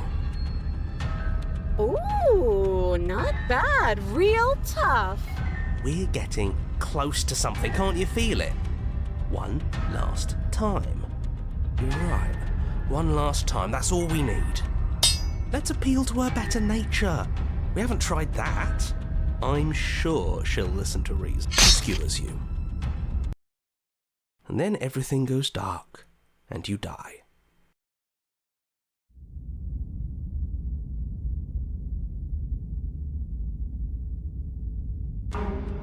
Your Honor, don't lose your head. We're in a cabin, and we'll take it from here. Everything feels like it finally fits, doesn't it? We're up here, which is different, and different is good. And our steel claw is already in our hand. Ho-ho! What if we throw it out the window? Over my dead body. That won't be very hard. We've died a lot. But I can't say I mind anymore. Besides, what better way to die so very many times than at the Sure, I can think of a better way to die. They're all the same, really. How about we stop thinking about horrible ways to die? I don't want us to accidentally manifest anything. The only thing we're gonna manifest is finally ending up on top. There are entirely too many of you. How many times have you been here? This isn't good. How about you stick to describing things, and we'll stick to doing them? Yeah, leave it to the pros. We'll notch up that win in no time. Narrator, we heroically stride through the door and towards our destined final encounter with our star-crossed lover. Fine by me. You walk to the door and onto the basement stairs, only it's more of a slide. We're fine. I'll just shut up then and speed this whole thing along. Are you sure you don't want me to describe the stairs? Or this room, or anything? It feels like I'm hardly... Don't care, just want to win. Fine. You make your way to the basement, where the princess awaits you. You know, this last time I killed you, and you didn't pop right back up again? I thought I'd actually done it. I thought I'd cut you into so many pieces you just weren't able to stitch yourself back together. But I guess we're not done. That's okay with me. It's good even. I like that.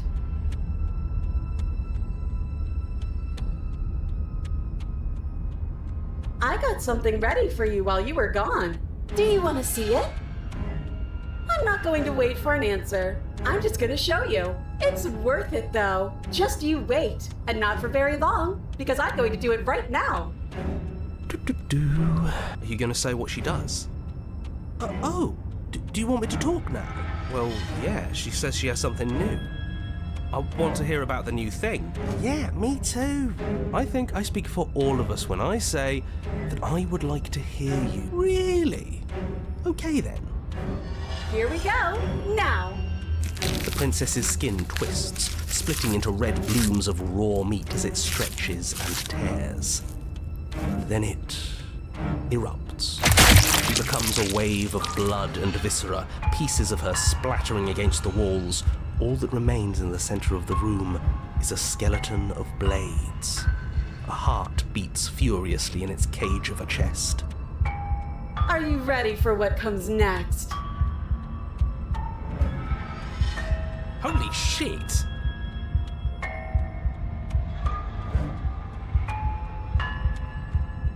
She's gorgeous. Absolutely divine. Yes, behold, the perfect woman. Do you think we can throw her out the window? That looked painful.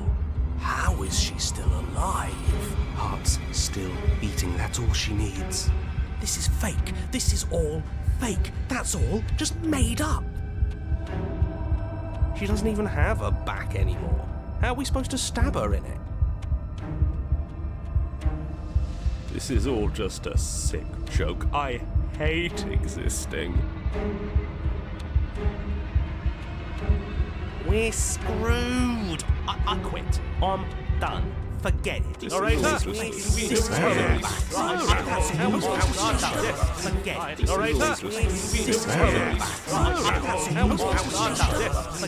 Narrator? What just happened? It's so quiet.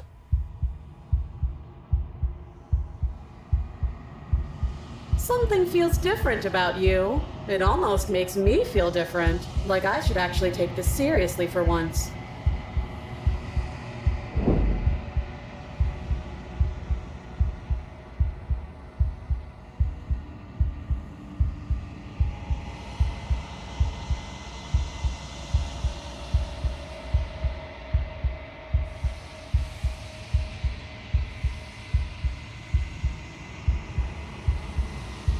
You're incredible.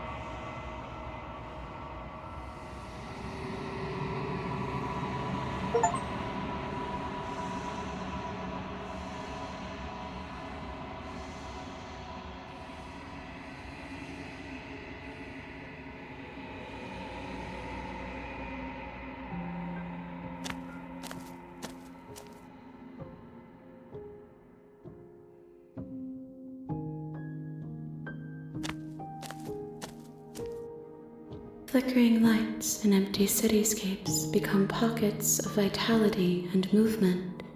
I am more than I was before. Whenever you are ready, I will wipe your slate clean once again.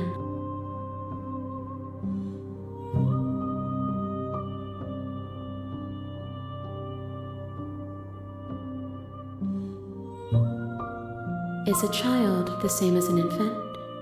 I am an unbroken pattern, but every vessel gives fresh perspectives and carves new avenues of expression.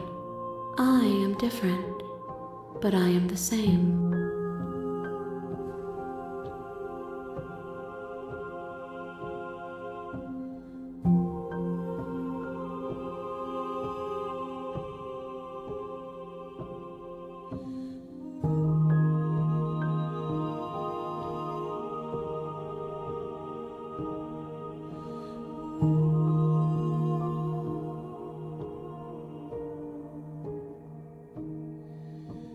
I'm sorry. Words are difficult for me. They never fully leave what I wish to say.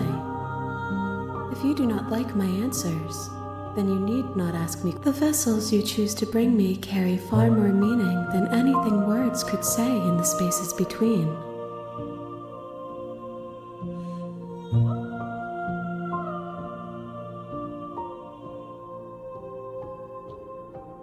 Eyes close in reflection. Perspectives meld together, and the breadth of my experience stretches to new corners. There are contradictions, conflicts in my nature, and there are familiarities that bind everything together. It feels correct. This is what I need to be. This is the only path forward.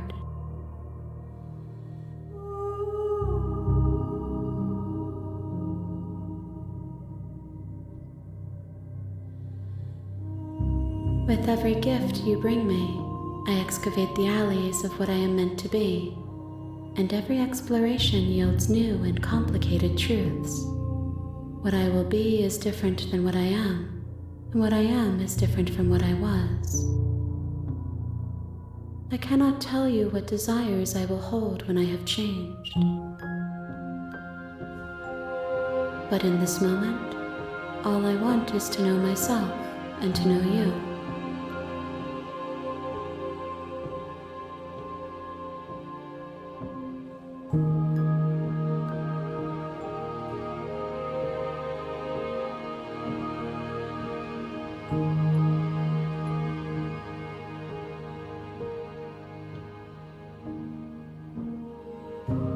Those paths lead to worlds you've already seen, and to perspectives I have already made my own. They are useless to us now, inaccessible. The only paths of value are those that are yet untread.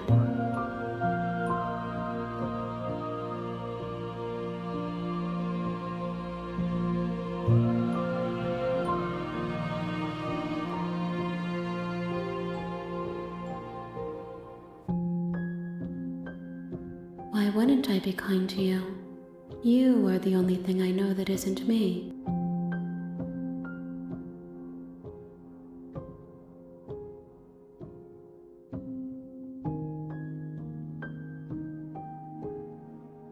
This one is a single-minded edge.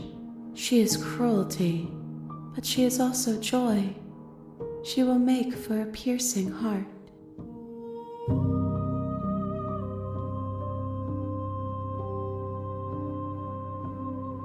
Do not mourn her. She is exactly where she needs to be.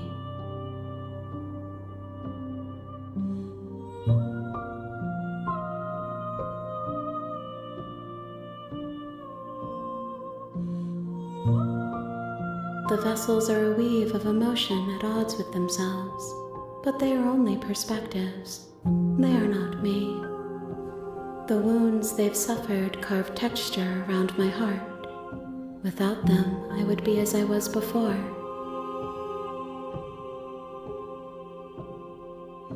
I would be alone and without sensation. I could not feel the joy of having you by my side, for I would not know your absence.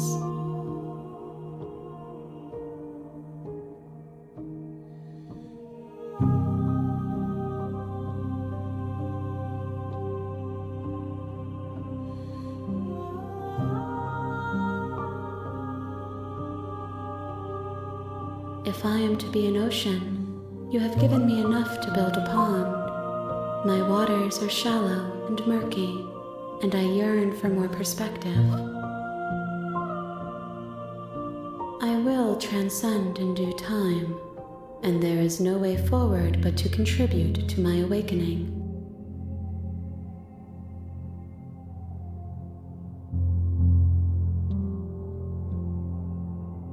Gifts aren't what someone tells you to bring them. Do not worry. There are no wrong answers, and every perspective illuminates my shadows and shares new secrets.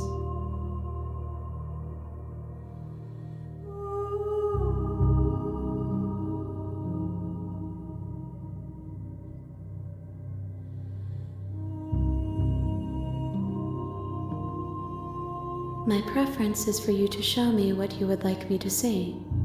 I cannot know the ways I wish to grow, for I have yet to feel them. It is you who guides me down the thin trail of perspective and memory.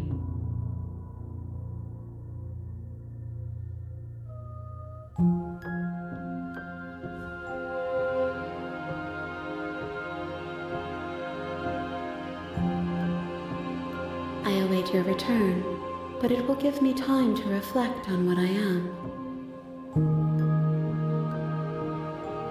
We will meet again.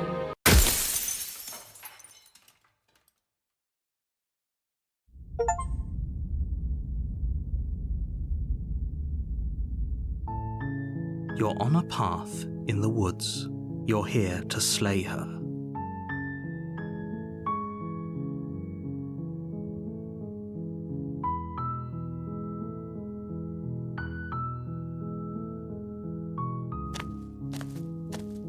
You make your way up the We're not going to go... Ignore him.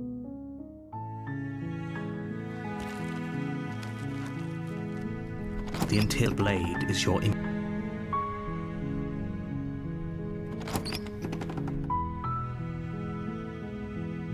The door to the basement creep her voice softly. Hello? Is someone there? Is hypnotizing. Don't let it fool you. Don't be a stranger. It's been so long since I've had any visitors. Please, come downstairs. You walk down the stairs and lock eyes with the princess. There's a heavy chain around her wrist, binding her to the far wall of the basement. She's beautiful. I am begging you to stay focused. There's a lot right... Hi. Do you think you can get...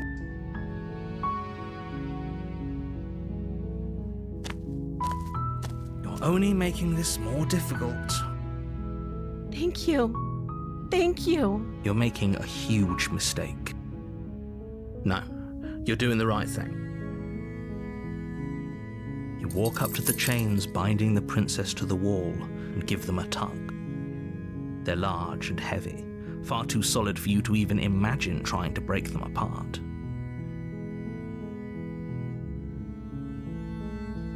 I'm guessing you don't have the key? Maybe it's somewhere upstairs. Doubtful. Whoever locked the princess away down here intended for her to never see the light of day. They wouldn't have just left the key to her chains somewhere in the cabin.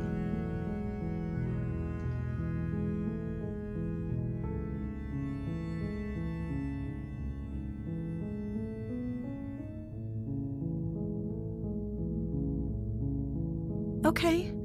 I'll be here. Good luck. You attempt to make your way out of the basement, but the door at the top of the stairs slams shut. Is someone else here?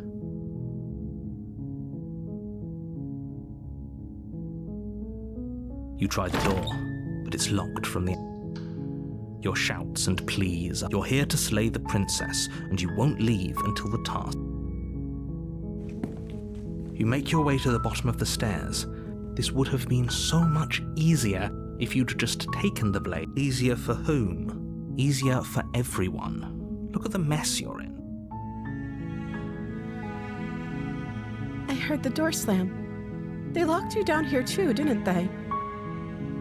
There's a slight panic rising in the princess's voice. If I could just get out of these chains, I know we could force our way out of here together. She barely hesitates before raising her arm to her mouth, her teeth tearing through her limb with the determination of a trapped wolf. As she rips her flesh from her bone, a sound comes from behind you, the clang of bouncing metal. It's the blade from upstairs. You're not sure how it made its way down here, but if there's a time to strike, it's now. Or we could use it to free her. You won't like what happens if you do that. Fine. Against your better judgment, you place the blade against the ragged, self-inflicted wound on the princess's arm, just above the unyielding chain binding her to this place.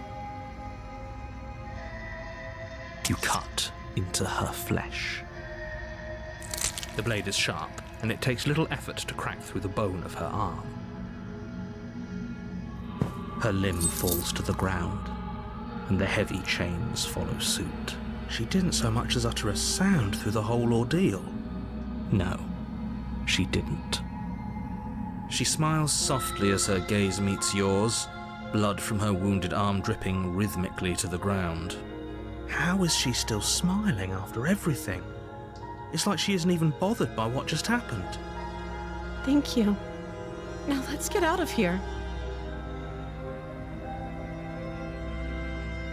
No, we won't have any of that. The stakes are too high.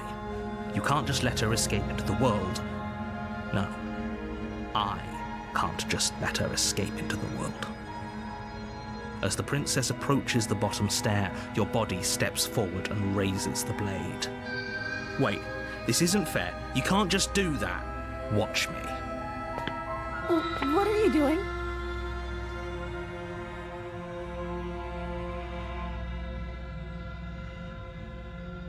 stop that. Something's come over you, hasn't it? You know you don't have to do this, right? Your body lunges forward, the blade held low, ready to sink into her heart.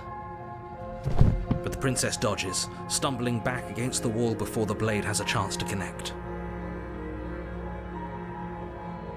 Stop it. Stop trying to resist me. I'm trying to get you out of here alive. The blade. Move the blade. As your body remains frozen in stubborn resistance, the princess takes a cautious step forward. We both know this isn't you. She nervously reaches towards you and takes the blade from your infuriatingly rigid hands. What are you doing? I'm sorry. I'll try to be quick. She plunges it into your chest, tearing through flesh and sinew. It is agony. But you aren't. Oh no! I'm so sorry. Stay strong. We can tough it out until it's done. For her sake. Don't you start pretending that dying a painful death is some sort of heroic gesture. The two of you have literally doomed everyone. Whatever. She sinks the blade into your chest again and again and again, and you feel every inch of burning pain. I'm sorry. She doesn't know how to use a knife, does she? Apparently not, though it doesn't matter how sloppy her blade work is, does it? A stab wound is still a stab wound, and it won't be long before you bleed out. I'm so sorry. With one last thrust of the knife, your legs give out beneath you. You collapse to the floor, your blood pooling around you, your limbs unresponsive. The princess stares down at your ruined chest as tears carve rivulets of pink down her blood-spattered cheeks. It can't just end like this, right? Oh, that's rich coming from you. As much as I prefer for things to have gone differently, I can't deny the reality of what's happened. The two of you made your choice. It's over. Everything goes dark, and you die.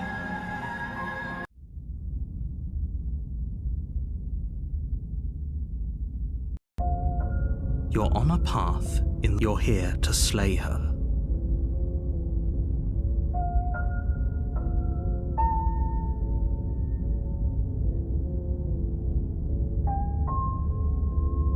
My tricks?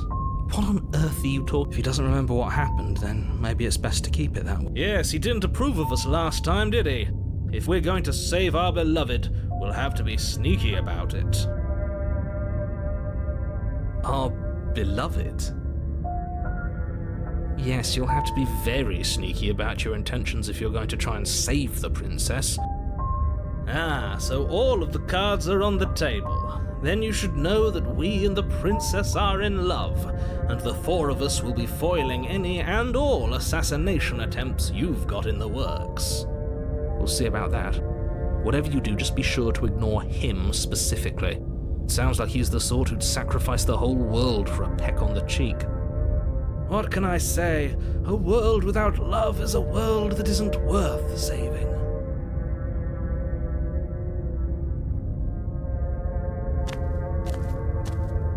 A warning.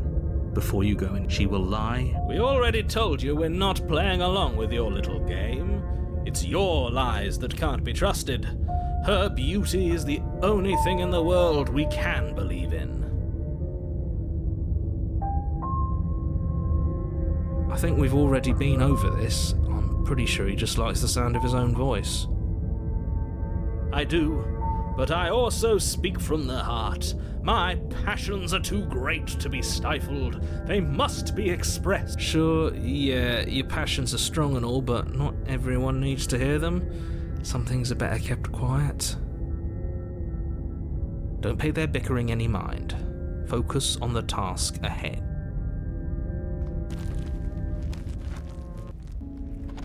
The interior of the cabin is clean and elegant, its stone walls draped in fine threaded tapestries, a prison befitting a royal prisoner. The only furniture of note is an ornate wooden table with a pristine blade perched on its edge. The blade is your implement. You'll need it.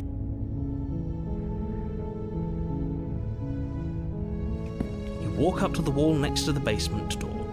It's a wall. What are you talking about? This isn't a wall. It's a mirror.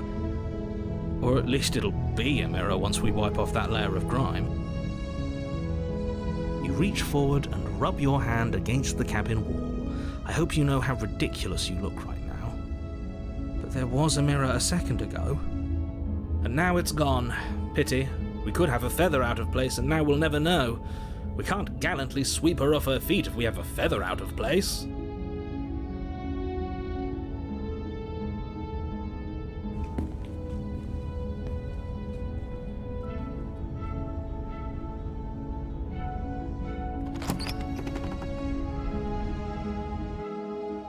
The door to the basement creaks open, revealing an intricate stairwell. Gold-trimmed carpet glimmers in the light of the torches positioned along the walls. The basement almost seems welcoming in the dim firelight.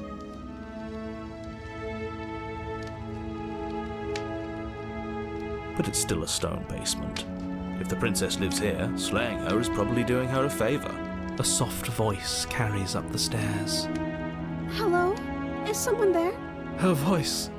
It's somehow even more beautiful than last time. I can hear wedding bells already. I've held my tongue till now, but you're taking this a little too far. We barely even know the princess. We can still do right by her without all this over-the-top fawning. Yes, for everyone's sake, you're not in love. Just remember that her charms are all part of the manipulation.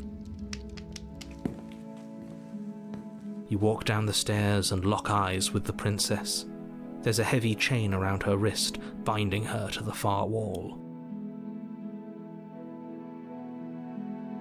My love, we're here to rescue you from your unjust and foul imprisonment. You know she can't hear you, right? She may not be able to hear my words, but surely she can hear my spirit. Oh, your spirit's plenty loud, all right. It's you, my dashing hero. I was so worried you wouldn't come back. Did you hear that? She said we're dashing. And she called us a hero. Flattery really goes a long way with the two of you, doesn't it? Waiting for you to come back. I didn't want to believe your ravings back in the woods, but this is next to incontrovertible evidence. You've been here before. That's right, villain, and you killed us. Well, she killed us. Only because he made us try and kill her. It was self-defense. Our beloved's hands remain unstained by cruelty. And you've died before. So an entire world has been damned to oblivion. I'd really hoped I'd be the first, but what's done is done. What matters is you have a chance to do it right this time. We damned a whole world, but everything reset. Nothing resets, you're just somewhere else. You can't keep hopping between worlds forever, especially not without leaving a trail of incomprehensible devastation behind you. This is horrible.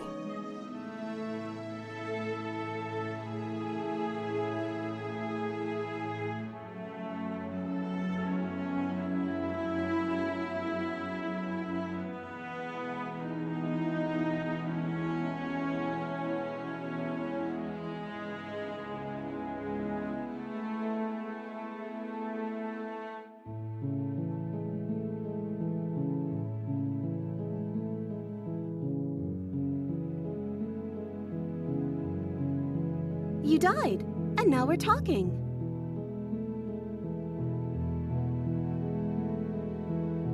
If another version of me was pushed to such drastic action, it was for good reason. That's okay. You were just doing your best, and that's all that matters. She took that in stride, to a surprising extent, and almost unsettling. That's because she's perfect.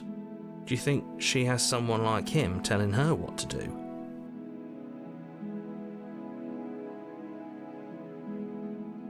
She doesn't. There's no one else like me. I think he's right, because I like it better if she doesn't have some horrid little voice like him, always trying to drive her to violence.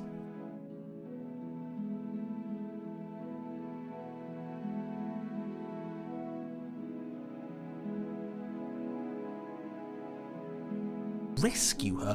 What are you talking about? Did you forget that she's a world-ending monstrosity? And even if you wanted to unleash her onto the world, despite the complete moral disaster that would be, you'd have to get her out of those chains. Good luck with that. Don't you see how dainty her hands are? We'll be able to slip her out with ease. No, she's a prisoner here. You can't just slip her hand through the chains. If her hand could just slip out of the chains, why hasn't she done it already? Because we've yet to present her with her freedom. I'm not sure I follow. Would you rather believe me, a passionate heart guided by love and my own good nature? Or would you rather believe the devil on your shoulder who tells you what you can and cannot do? I think I'd rather believe in facts. Ah, so you're one of those empiricists. One of us has to be. Then let me show you a brand new truth. Narrator, we courageously step forward and free our beloved from her bindings. No, I can't let you do that. If you take another step towards the princess, You'll what? Take over our body and force us to try and kill her? I would if you had a weapon. Not on my watch, villain. My passions contain titanic depths, and if you try anything that might harm our dearest, I will end our life without a second thought.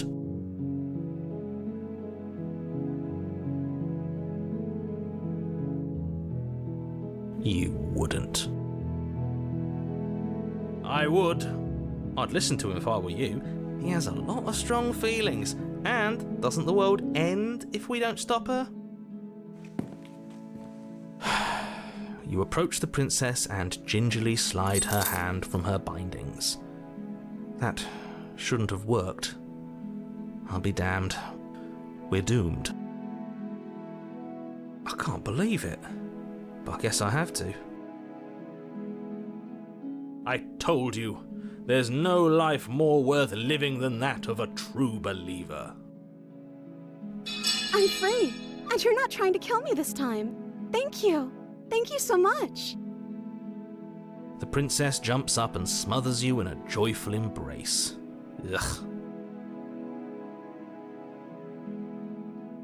If only you had a weapon, one slip of the wrist and your pristine blade would be buried in her back and everyone out there would be saved.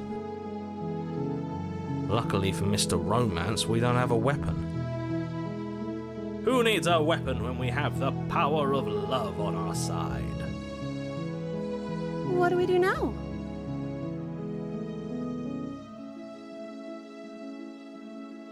Let me guess. End the world? Spoken with the rank cynicism of someone who has never felt love in his heart. I don't actually know. Nobody's ever asked me what I wanted before. She doesn't even know what she wants. You may have had her all wrong. What if this whole thing is just a misunderstanding? What if she doesn't want to end the world? You're so gullible. Is the only thing you've ever doubted the actual truth? I think I want to leave. And I think... The princess closes her eyes in deep reflection. And then she shrugs. I don't know. What do you want to do?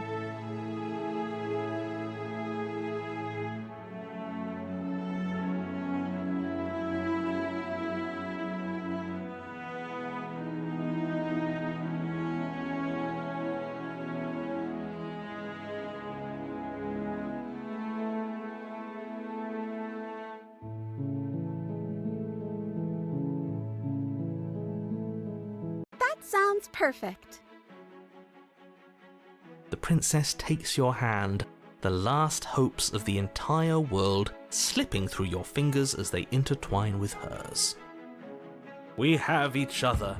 We don't need the world for our happy ending. I like to think that you do, actually. Look, I have my doubts, but the choice has been made and this is happening. You don't have to mope about it. I will mope about it, because moping is the only recourse you love-blind fools have left me with.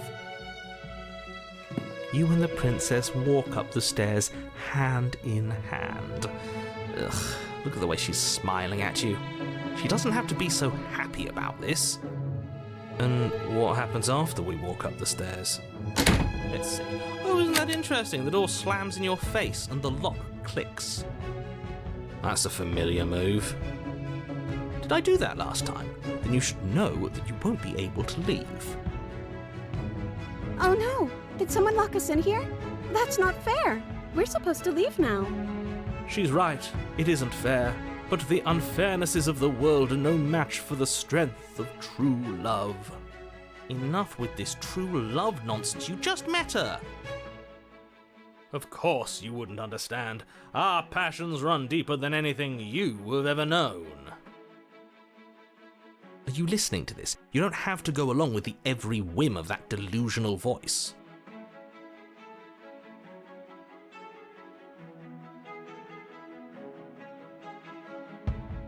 I'm just along for the ride at this point.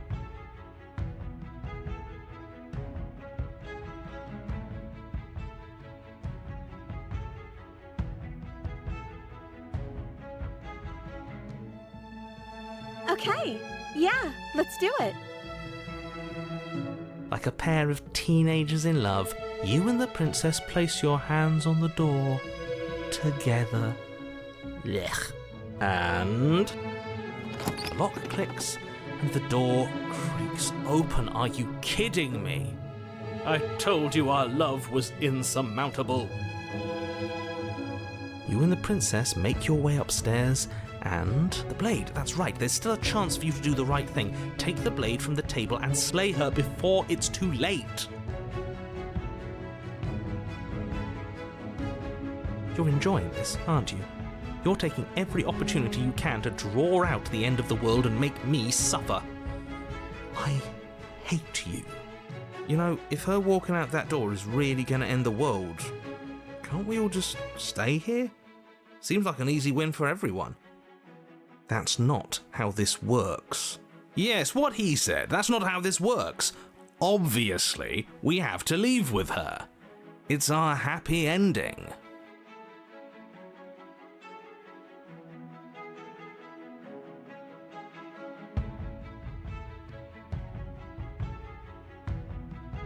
What a romantic suggestion. You're right.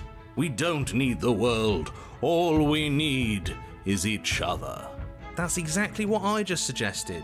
Was it not romantic when I said... Did you suggest that? I wasn't listening. You answered me. But the door's right there. We can just leave. Wait. Why would she say that? Was she not wooed by our proclamation of love? Are we not enough for her? She's not wooed by you because staying here and building a life together isn't a solution. It isn't anything. It's a non-answer. It can't be done.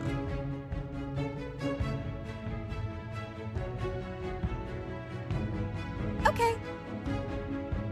That's the way out. We're going to leave together, just like you wanted. Yes, I suppose you are going to do that, aren't you? You cross the room, opening the door to the cabin, and then you step outside. Our happy ending at last. We did it. What should we do now? Where did everything go? Where did he go? Oh, is he gone? I hadn't noticed. I was too busy staring deep into our beloved's eye. I'm cold. Is being happy supposed to be so cold? She's cold. Quick, our feathers. Pluck them all and weave her a coat worthy of a princess.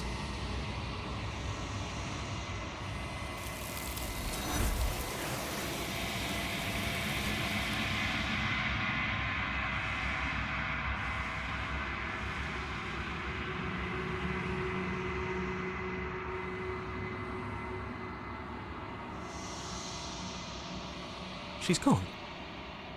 Where did she go? Should we try? Is that a mirror?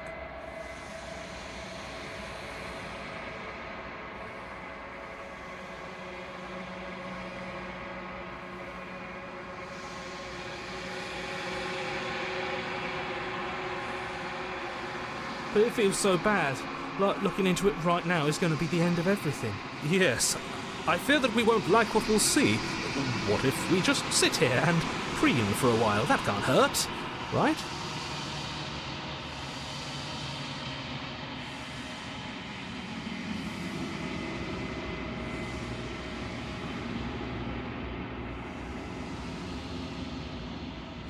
Okay. If you say so. We'll trust you. She'll be there waiting for us. I just...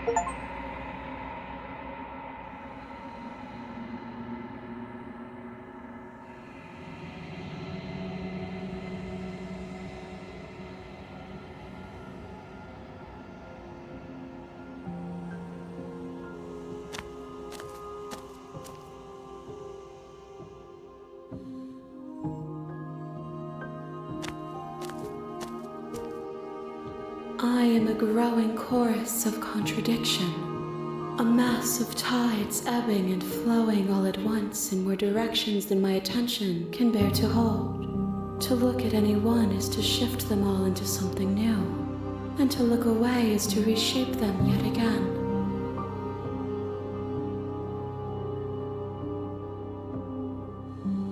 All of me is changing, and yet the rest of me is still the same.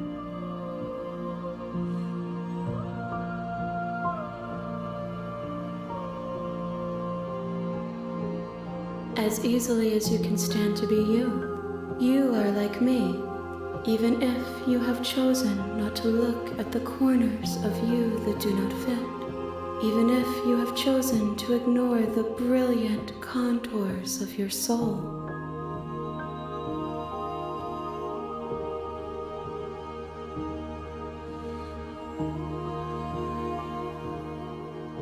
It changes me, but it doesn't make me worse. Nor does it make me care for you any less. Does it make you worse? Do you resent me?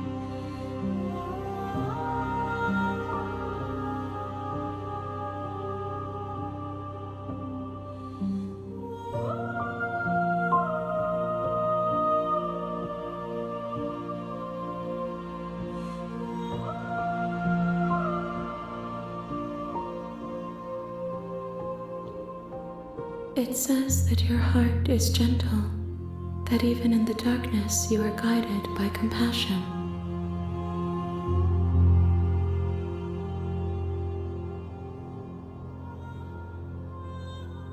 This one is soft and delicate. You molded her to love you, and she'll make for a gentle heart.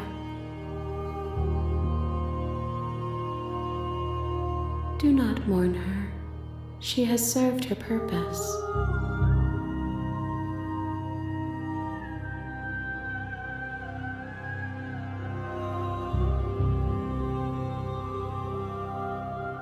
My perspectives are shadowed. You have seen what I have seen, just as I have seen what you have seen. The angles of my vantage do not offer me hidden truths, and my attention is turned inward, except when you are here with me.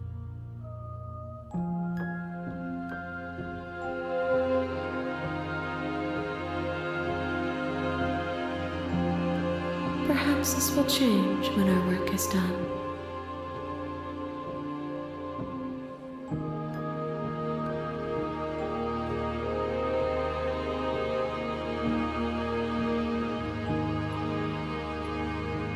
The desires of my multitude thrive in endless competition with themselves, but none of them rise above their dance to influence me.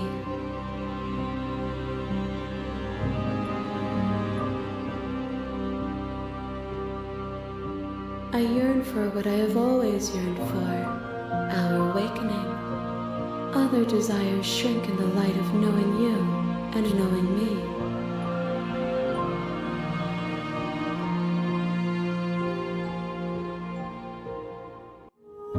I care about your gifts, but I have no preferences to burden you with. Even if I did, I would never dare to tarnish our relationship by assuming myself above you.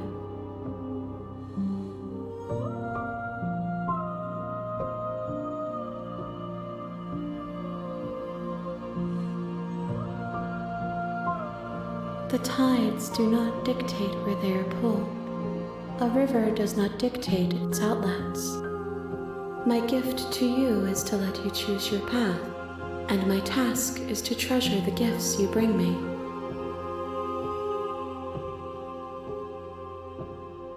We will know when we near our destination.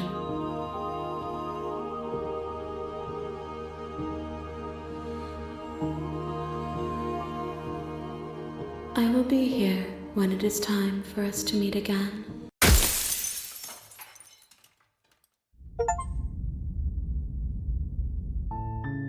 You're on a path in the woods, and at the end of that, you're here to slay her. If you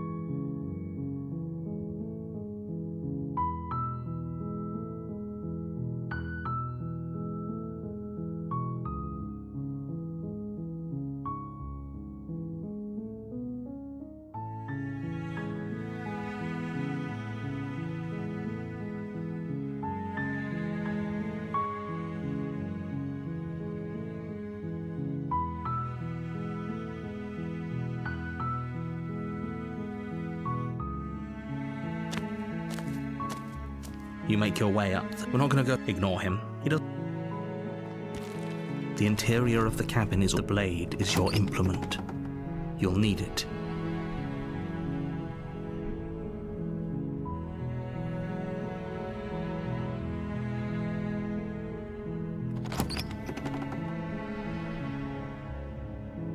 The door to the basement, her voice Hello? is hypnotizing. Don't let it. Don't be a stranger.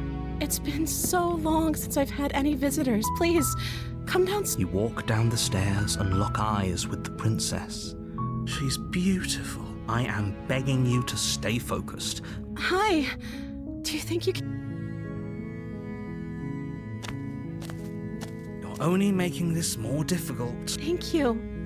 Thank you. You're making a huge mistake. No, you're doing the right thing. You walk up to the chains binding the princess to the wall and give them. They're large and heavy. Far too. I'm guessing you don't have the key? Maybe it's somewhere up. Doubtful. Whoever locked the princess away.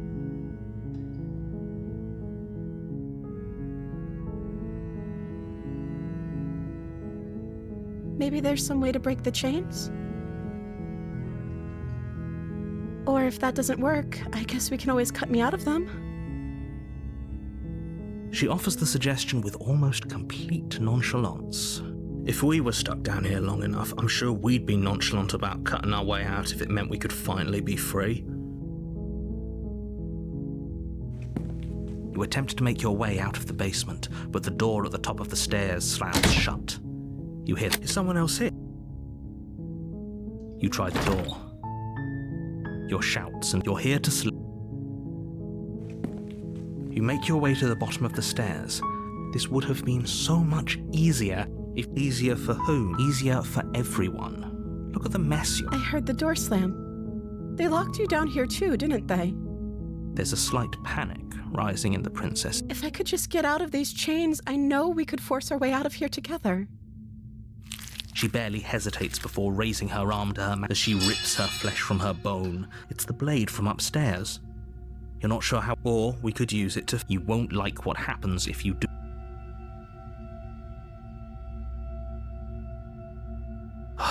Fine. Against your better judgment, You place the blade against the ragged, self-inflicted wound on the princess's arm, just above the unyielding chain binding her to this place. You cut into her. The blade is sharp, and it takes little effort to crack through the bone of her. Her limb falls to the ground, and the heavy she didn't so much as utter a sound. No. She smiles softly as her gaze meets yours, blood from her wounded arm dripping rhythmically to the ground. How is she still smiling after everything? It's like she isn't even bothered by what just happened. Thank you. Now let's get out of here. No, we won't have any of that. The stakes are. As the princess approaches the bottom stair, your body steps forward and raises the blade. Wait, this is... Watch me. What are you doing?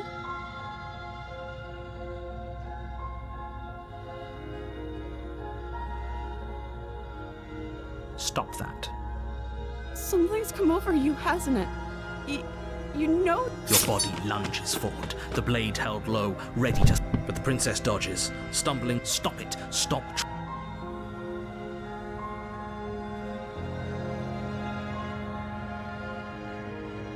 Thank you. There's no getting through to you right now, is there? A betrayal of will is still a betrayal. You'll regret thinking of me as a helpless damsel. She pounces on you with the same animal ferocity she used to tear through her arm. But you have a weapon. You raise the blade, digging it under her ribs, aiming directly for the heart. It's not enough to stop her. You feel her claws in your throat, then her teeth, somehow sharp enough to pull apart your flesh and sinew with ease. You collapse to the floor, your body unresponsive as your blood pools on the ground beneath you. She stares down at your ravaged form, eyes shining in the darkness, dress stained in red as her blood and yours both seep into the fabric.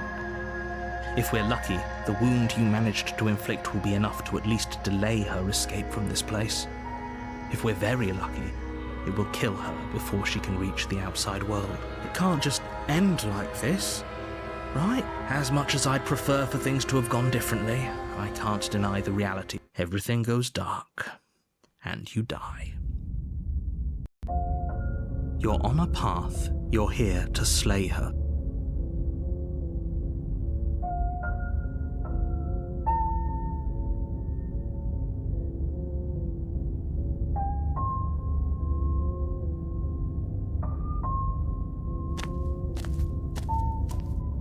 She will lie, she will cheat, and she will do everything. Don't worry, you can trust us to get the job done.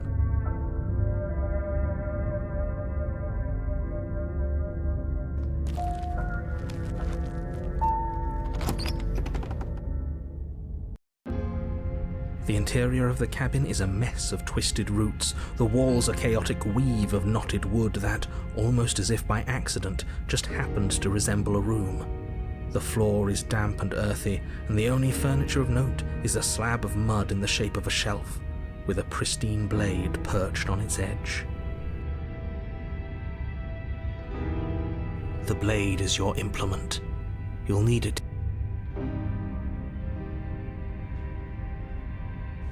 You walk up to the wall next to the basement door. It's a... What are you talking about?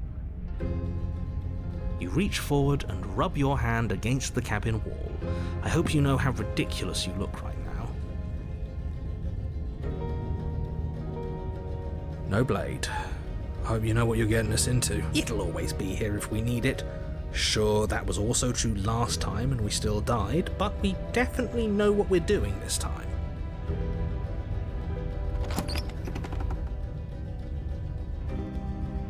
The door to the basement creaks open, revealing a staircase dug into the muddy earth below. The ceiling is thick with roots that hang like locks of tangled hair.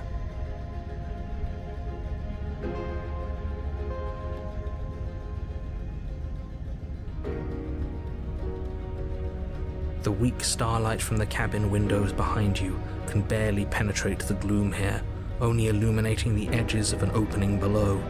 It shines in the darkness like some kind of massive maw, waiting to swallow you up into the earth.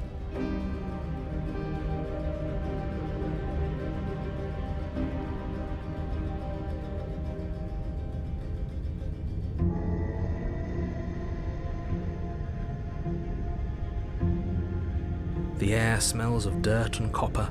It's thick and wet, as if your lungs are being coated in mud with each intake of breath. If the princess lives here, her voice skitters up from below. Something nasty finds itself on my stairs. Come on down. Don't be scared. I probably won't bite. I recognize that voice as easily as I recognized your nervous little footsteps coming up the path. I know who you are, and I remember what you've done. She must have you confused with someone else. She seems friendly enough.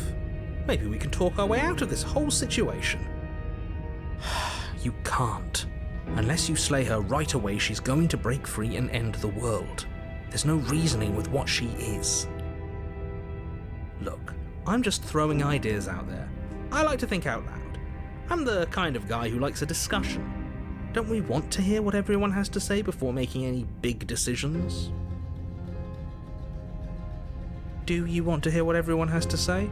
Or do you just want to hear yourself talk? You need to stop lingering. Your task is to slay the princess, not endlessly debate about what to do with the princess. Fine. You're the boss. Thank you. You descend the basement steps, entering the dark room below. You can just make out the shape of the princess in the gloom.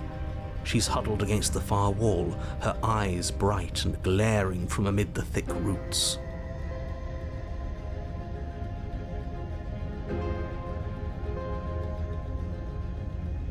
And there you are, once again seeming to offer a helping hand while likely hiding the other behind your back. Fine, I'll play along for now. What do you want? She's acting like the two of you already know it. Oh, no. That's pretty sharp. How'd you figure that one out? Call it deductive reasoning. Well, you seem to be great at it. Do you remember us then? Do you remember last time? No, I don't. But you and the princess clearly have a shared reality, even if I'm not a part of it. I won't waste time fighting you on something that's clearly true. I'm just glad we could put all this behind. Is it all behind it? Just focus on the task at hand. I don't care if you've been here before, and I don't care if you think you'll go somewhere else after this. My world is on the line right now, so I'd appreciate it if you would take this seriously and slay her.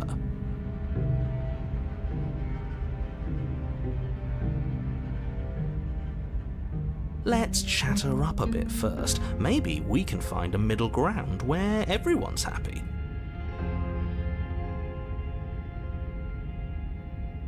Don't talk to her. You're just going to make things more difficult than they have to be. Well, I seem to remember you having a tongue.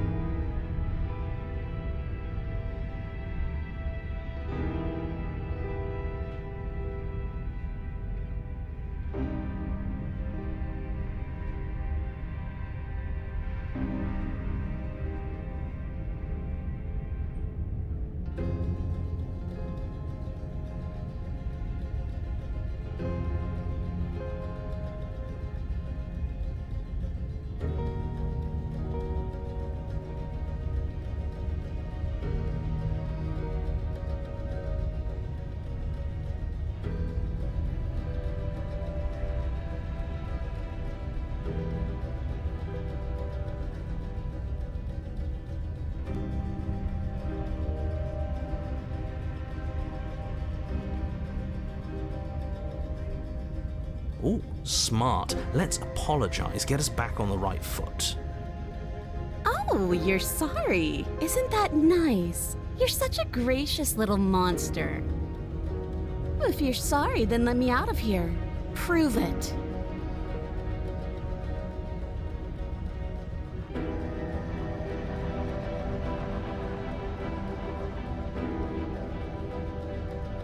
I suppose you didn't come into my hovel of your own accord.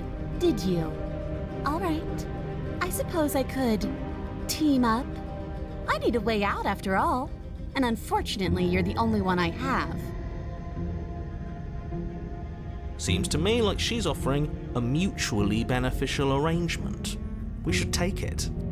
Do you know what the word mutually means? Because it sounds to me like she's offering an arrangement that benefits her and her alone.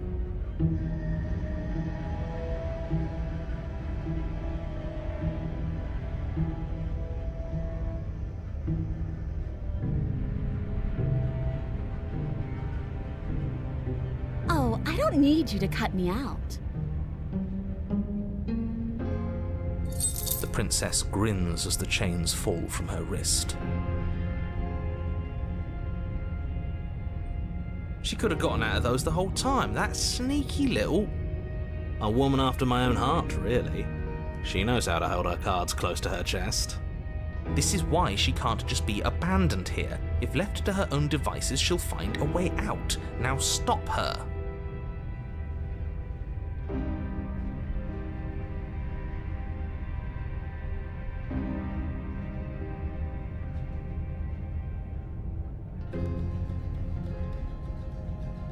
Yes, let's.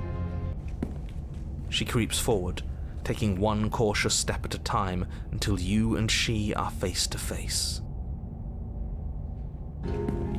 She never breaks eye contact, even as the two of you find yourselves face to face. She's silent for a long moment, as if testing to see what you'll do now that she's within arm's reach.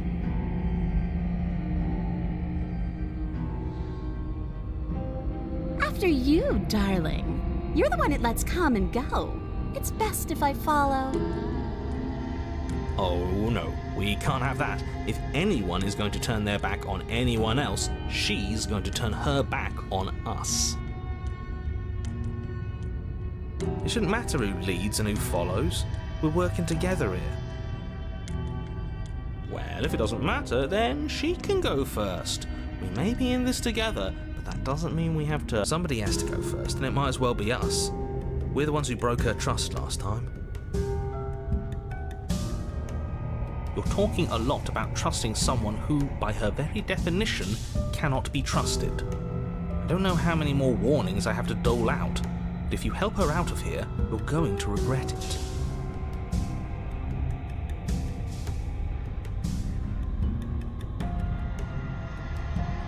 That's right, you're the one who's going first. Don't worry, I'll be right behind you watching every single thing you do.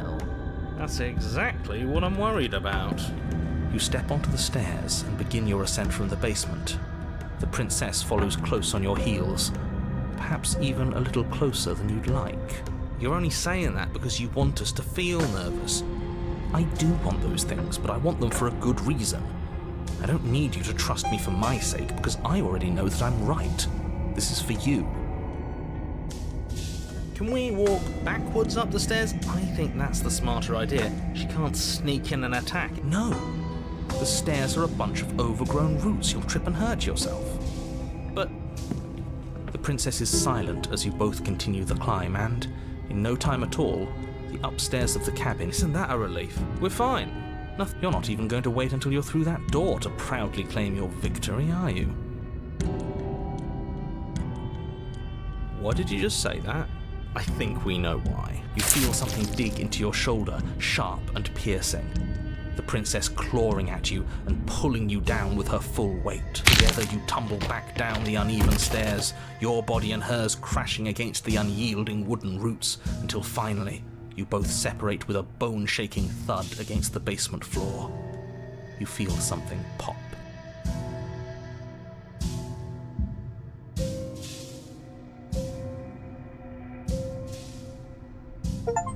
The princess lands against the far wall, gasping as she struggles to recover from the impact.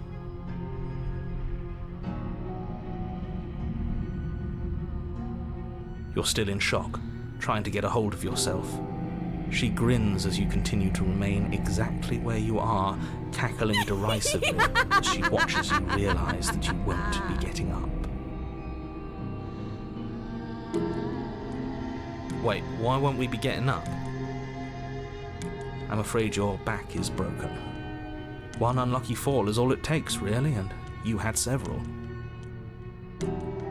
You know what? I'll say it. That sucks. I don't like having a broken back. We were going to help her. Why? Why did she do that? It's what I would have done. Have you considered not being like that? Of course not. It's what keeps us alive. And yet here we are, paralysed and stuck with someone who hates us in the basement of a remote cabin. You must have known this was coming. The arrogance of turning your back to me after everything you've done.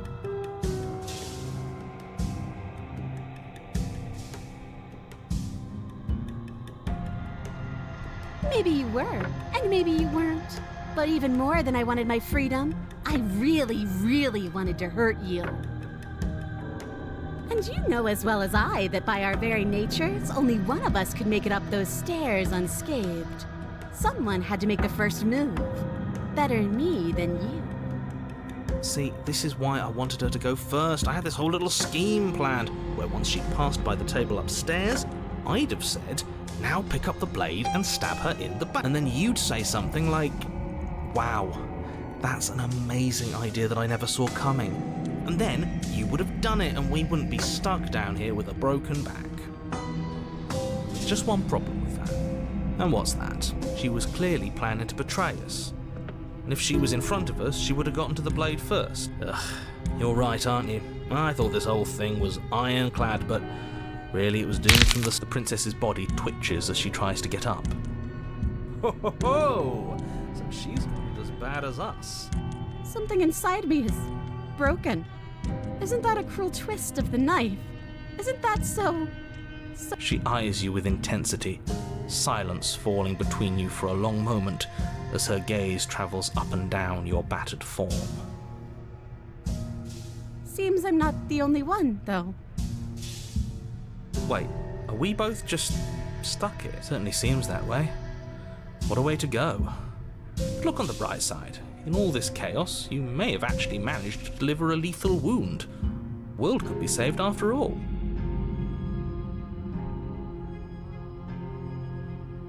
We're going to die together. Isn't that a lovely treat? I wonder how long it'll take. Maybe I'll get to watch the worms lick your bones clean. Is that really what's going to happen? Hello? Are you still there? I think he's gone. Something strange is twisting this place out of shape.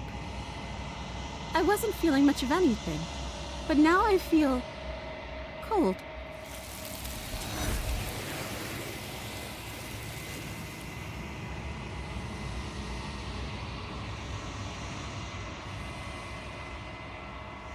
She's gone.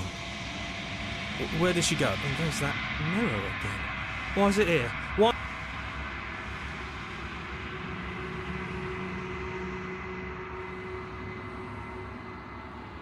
But it feels so... If he thinks...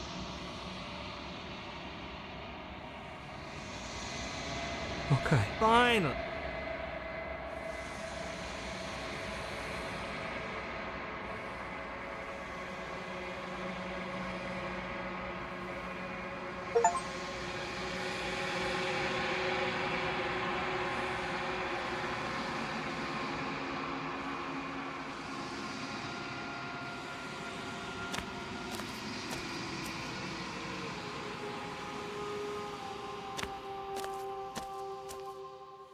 There's a world beyond the endless walls of the long quiet.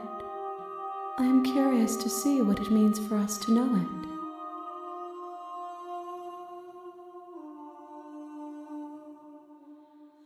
it. It doesn't matter if there are. People are frail and impermanent. You and I are the only things that interest me.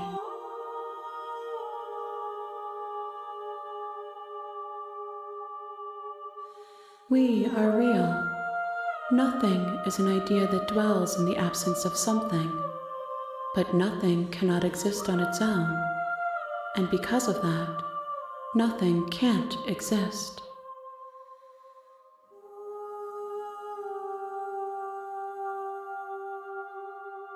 This one is hope marred by bitterness and betrayal.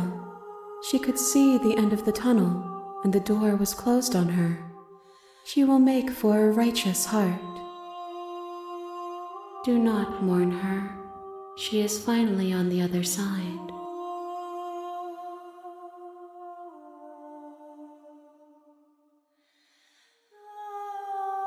No, the point of awakening is to find out.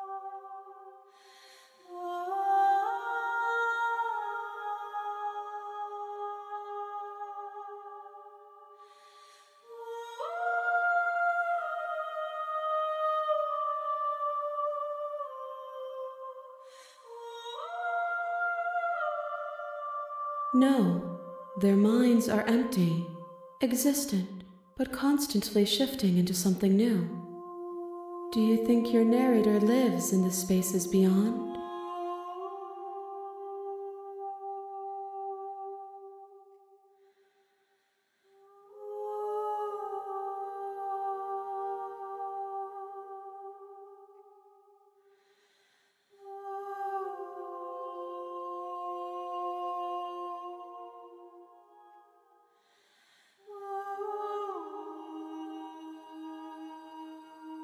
Do not look to one who fears me for your truth. The only answers worth knowing are those we can find within ourselves.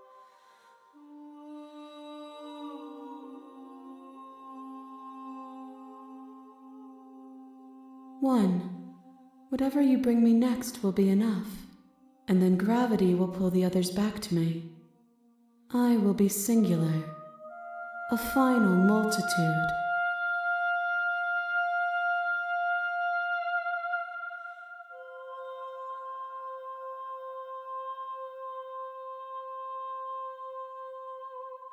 These gifts are a conversation, and each one shows me the contours of your heart. The only thing I want to see is what you choose for me when the thread is fully drawn.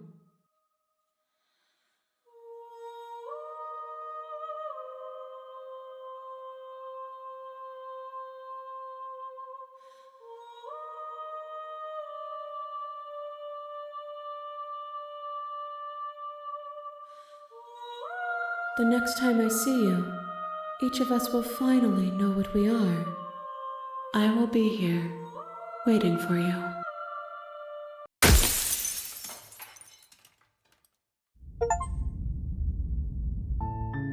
You're on a path in the woods, and at the end of that path is a cabin. You're here.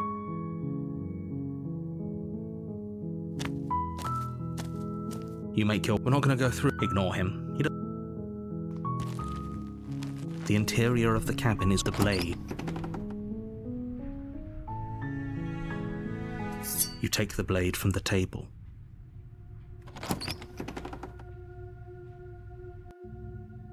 The door... Her voice. Who's there? She sounds... Don't let it fool. Good. You're still listening to reason. You walk down the stairs. She's so focused on the task. And there you are. Are you here to kill me or something?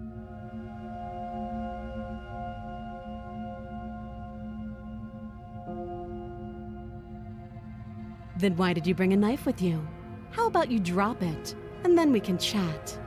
She makes a compelling point. What if we just dropped the blade and talked? Look at her. It's not like she's a threat. Don't you dare. It's fine. We can decide what we want to do after we talk to her. Maybe she really is a monster, but killing someone in cold blood isn't very becoming of us. The blade tumbles out of your trembling hands and drops... Thank you. Maybe now we can just... talk. Against your better judgment, you step forward to speak with the princess face to face. Unarmed. We'll be fine. I don't know what you're hoping to accomplish here, but I can assure you there's no reasoning with her. Just make sure you don't forget about the blade on the floor. You're going to need it. So here we are. What an awkward start to a relationship.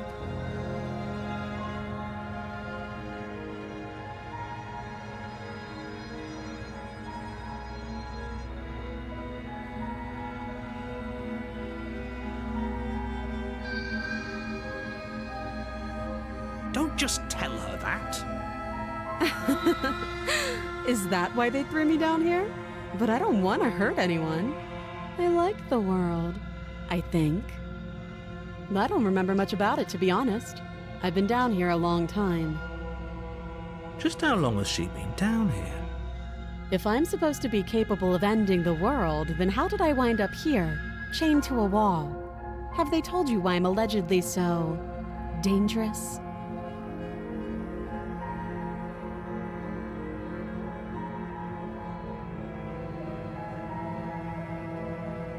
Ending the world seems like an awful lot for just one person to do. I wouldn't even know where to start.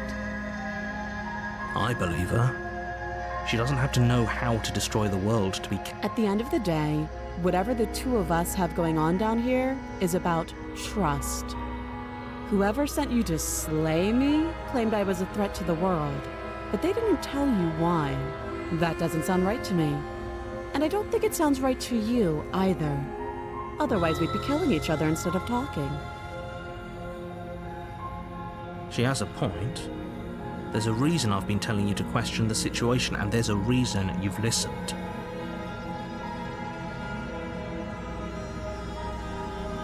So, I could tell you that I'd lead a quiet life in the woods, or that I'd open an orphanage, or that I'd do any other number of good things that I'm sure you think you want to hear.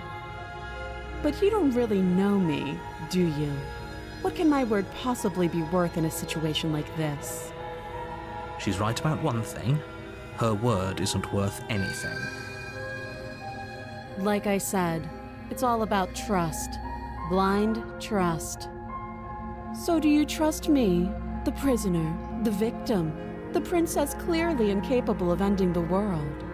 Or do you trust whoever put me here? She's wrong. This isn't about trust. This is about risk.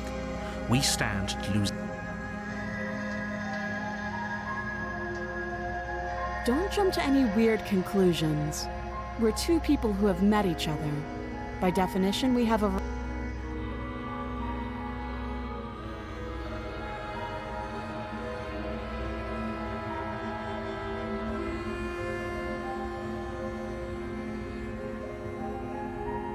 She hesitates before answering.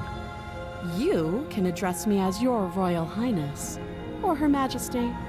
Any honorific should do, really. Again, she offers no specifics, no matter how hard you try. Too long.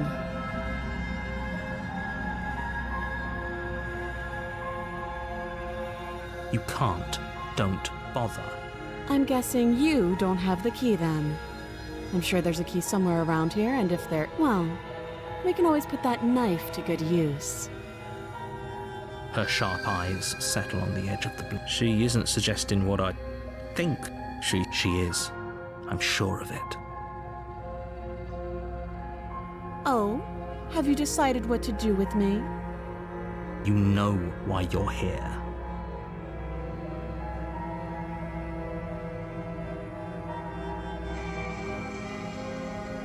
That seems like a pretty good compromise. Leaving her alive is too risky. If you don't deal with... One way or another, I'm going to find a way out of here. You can make it easier for both of us, and if you don't, I can promise that you'll come to regret that decision. You have to make a choice. Let's...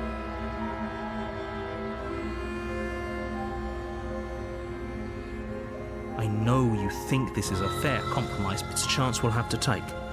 We can make this work if we just stay. You're making a mistake. You turn your back to the... It won't be long before I slip these chains. And once I'm out of here, there will... Slip these chains? Either way, she...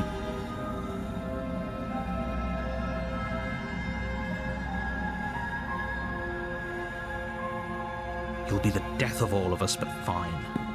Have it your way. You close the basement door, locking it behind you and quickly barricading it with the heavy wooden table that once held the blade. Okay, we can make this work. You settle in against the far wall to watch the basement door. It isn't long before you start to drift off, your eyelids heavy with fatigue. But sleep doesn't come. Instead, your rest is broken by a piercing, wailing voice calling out to you from the other side of the door. I know you're still there. Why don't you make things easier on yourself and let me out? It's not like this little door I'll hold for very long anyways. But it's probably a good idea to try to get back on my good side. She sounds terrifying. Like she's less of the princess you saw and more like as she violently rattles the door, you do your best to shut her out of your mind. When I get out of here, I'm going to pick you apart piece by piece. I won't forget you don't know the kind of enemy you've made tonight. It doesn't sound like she's getting any weaker. No, it doesn't.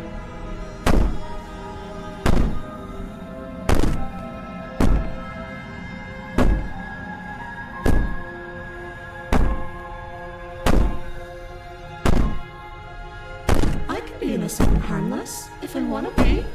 Teasing me with fresh air and a chance to finally live freely doesn't inspire me to play nice. You put the princess's threats out of your mind as best you can and huddle up against the wall. You jolt awake in the middle of the night to silence in the cabin.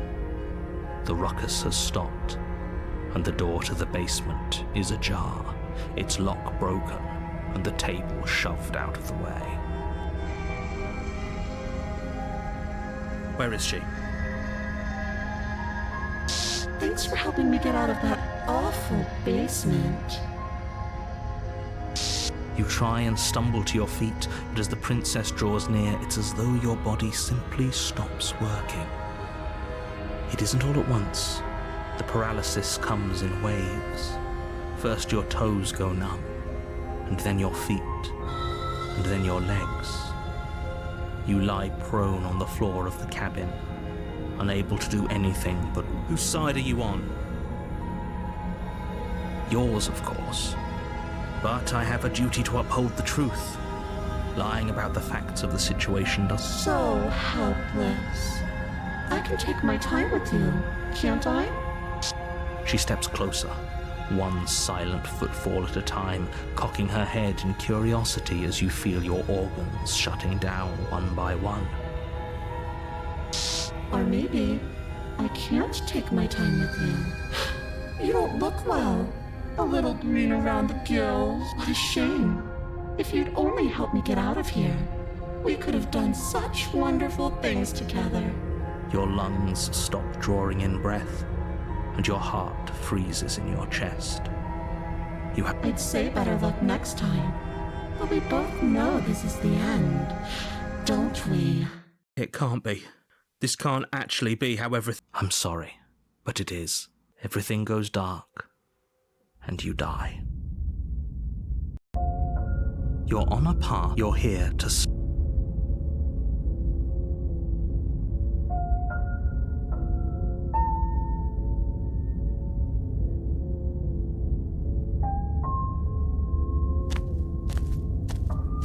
A warning before you go any. She will. I don't think he does.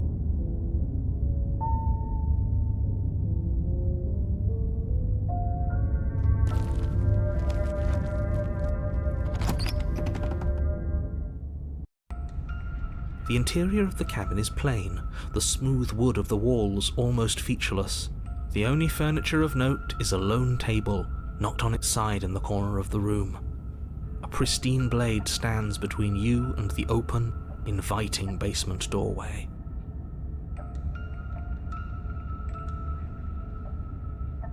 The blade is your implement. Hold on. It's just an empty frame. She's already gotten out, hasn't she? And she's ready for us. She's been waiting. Can't you feel her eyes on us? I'm going to need all of you to pull yourselves together. The princess has not already gotten out, but if you keep getting stuck in your head like this, you're going to struggle to get the job done. So deep breath in, deep breath out.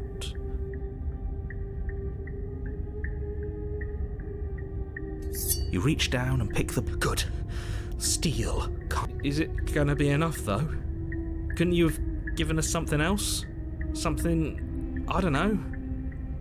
The blade is the only thing you need to finish your task. You're more than capable of pulling this off, so long as you don't lose faith in yourself. Those are the words of someone who knows he's sending us to our death.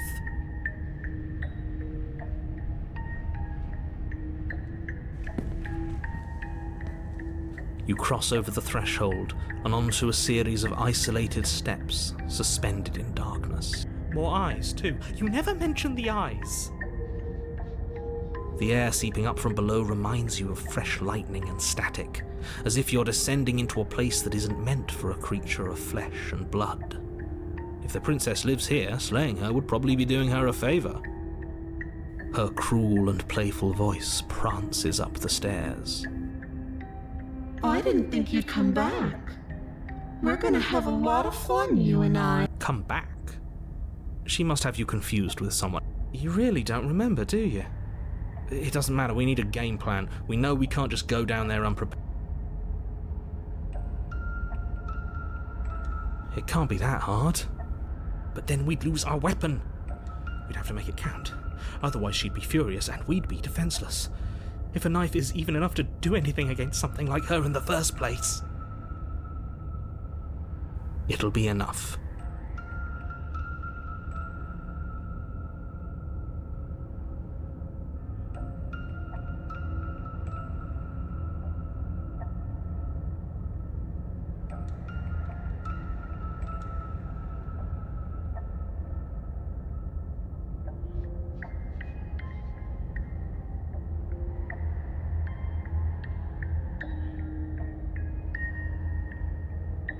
Didn't you hear my warning a minute ago? She can't be trusted.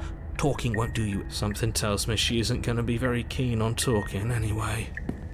You make your way to the bottom of the stairs. As you emerge, you find yourself between two loose rows of white wooden planks suspended in nothingness. A smattering of cobblestones visible against the inky black of the basement mark where the floor should be, forming vague pathways. At what seems to be the end of the room, they diverge in opposite directions, left and right.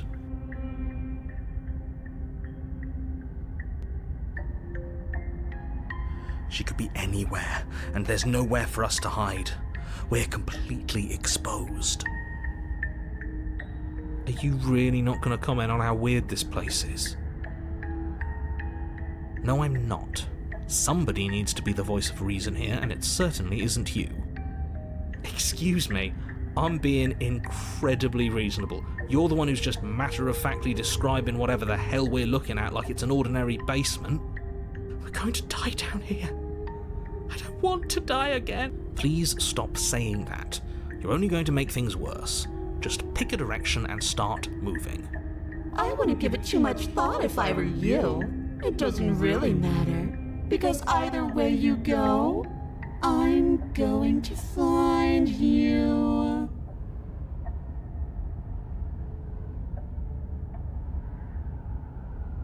You turn to the right.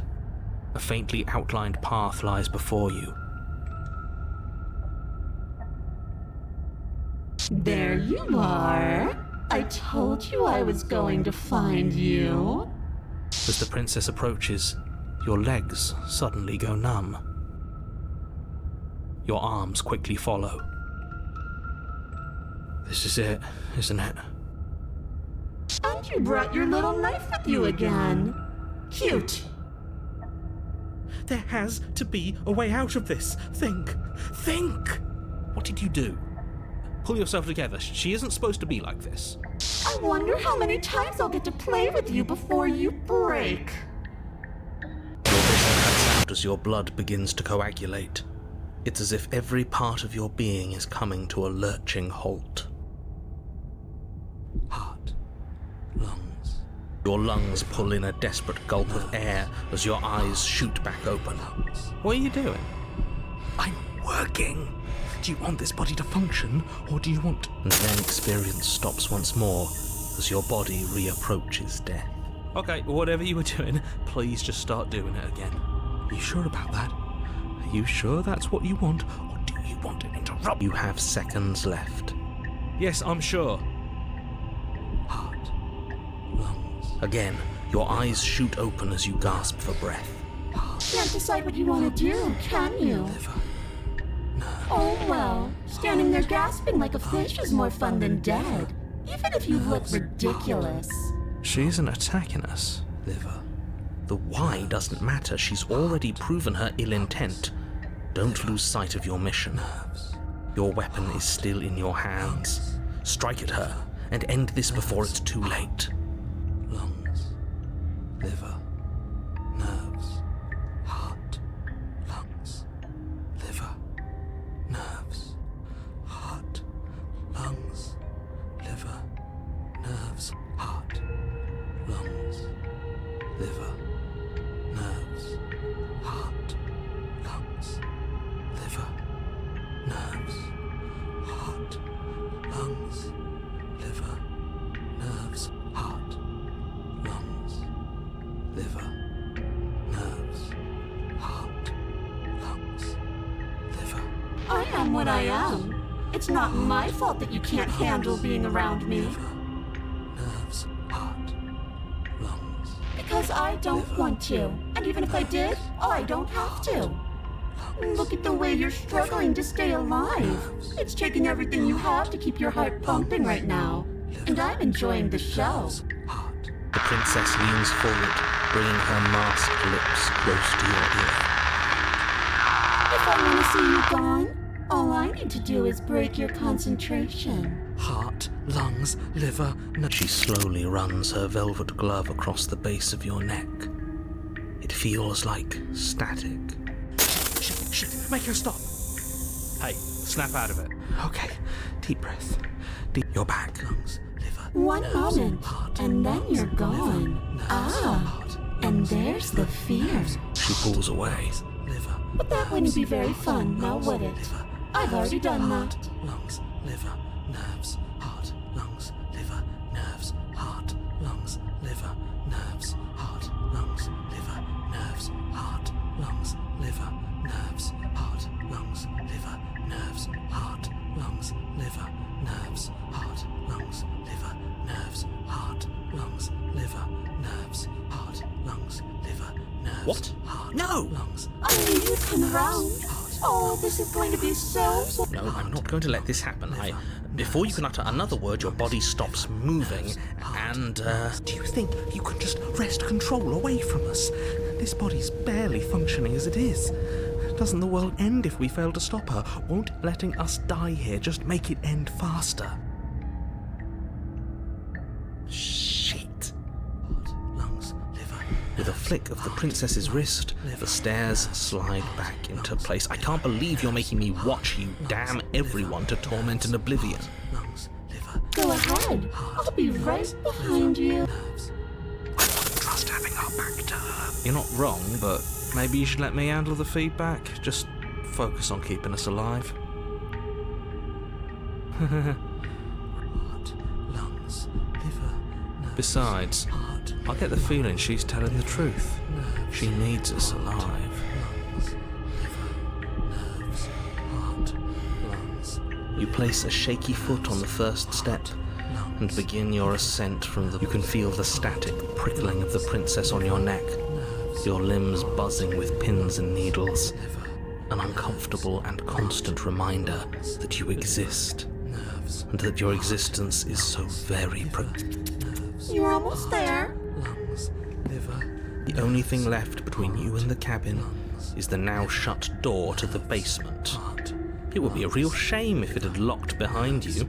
heart, lungs. Oh, you snake. There wasn't even a door when we first got here.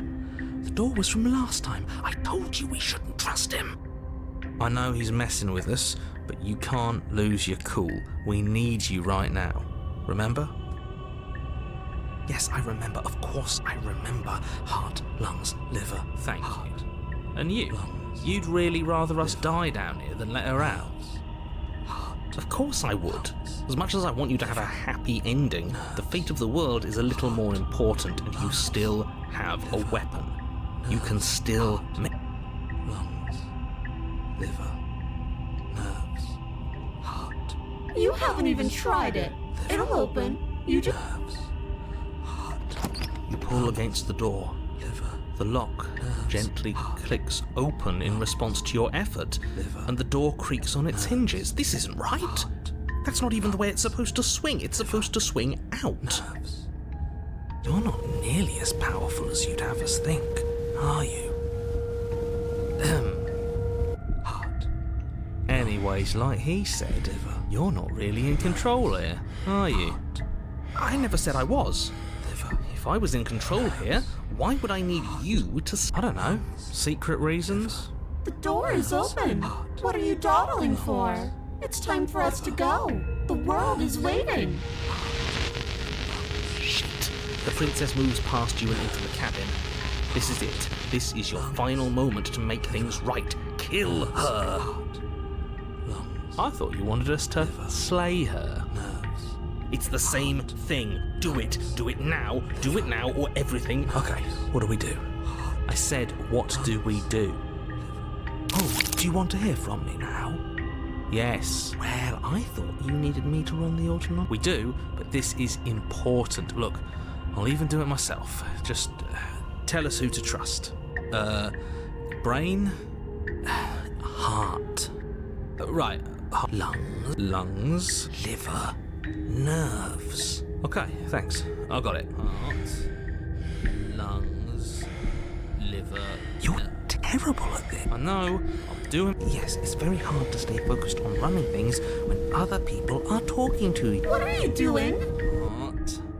Lungs. Finally, I can talk. Now, what were you asking me? Running everything kind of feels like popping in and out of consciousness. It's easy to lose track of things. Nerves. Heart. Lungs. They were asking you for your blessing to trust me. Heart. Oh, that's right, yeah. Fuck this guy.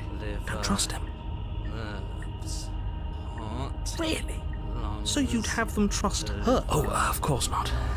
Can't trust anybody here but ourselves, but I guess that leaves us back where we started, doesn't it? I suppose if I had to make a choice, I'd pick the one that doesn't make our organs shut down.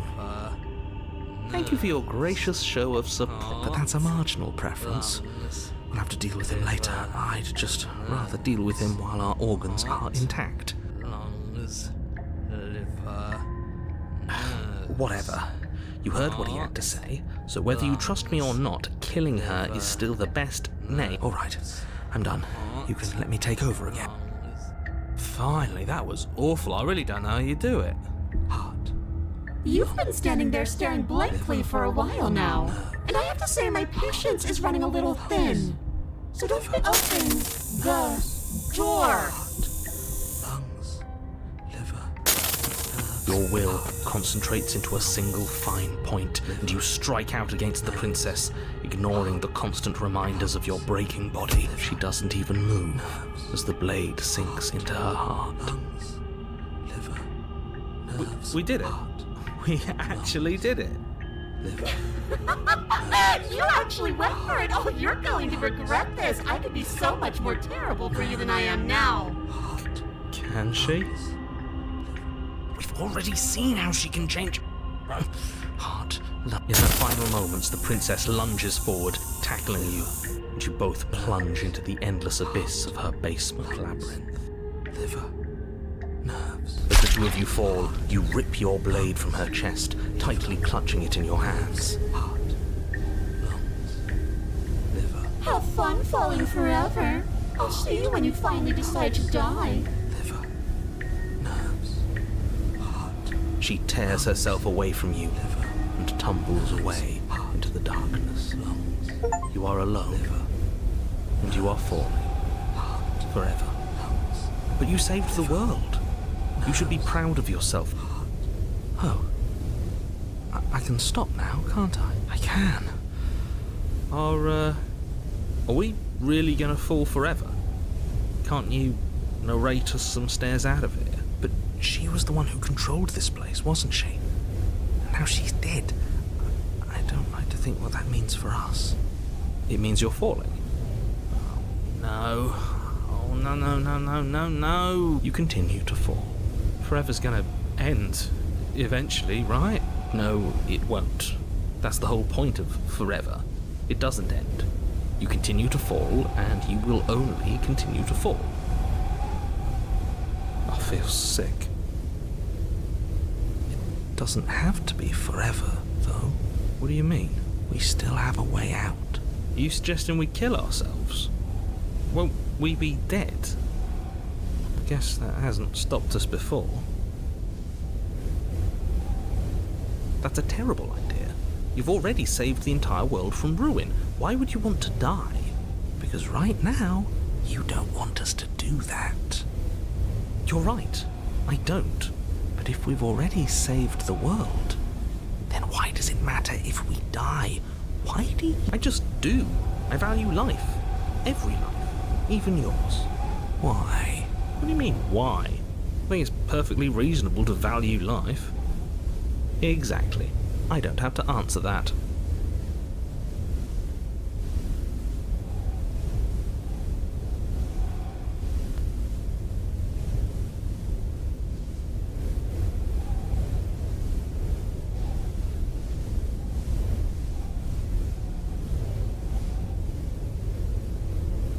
That's a grim thought, innit? But I suppose you're right. You are a creature of biology. Something will happen to you before forever comes along. We don't have to starve to death falling through an infinite void. You have our way out. Use it.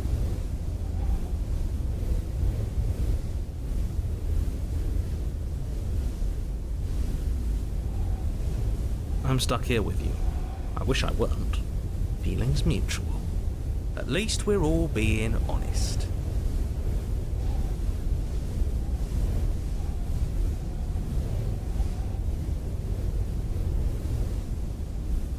Unlike you, I'm not capable of being lonely. Oh, sure you are. Give it some time without us, and I'm sure you'll start feeling lonely.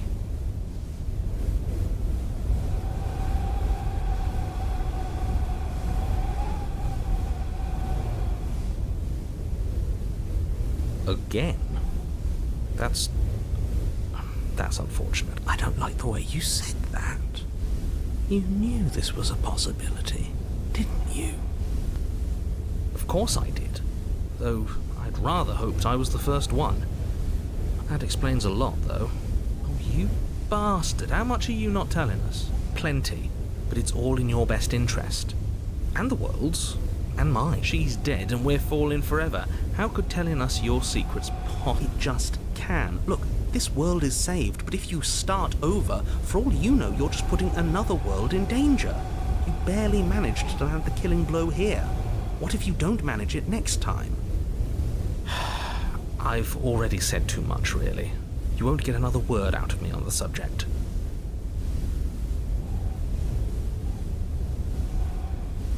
Oh, you could do a lot better than us. Exactly. You'll be fine here. Just come up with a game or something to pass the time. No. Still no.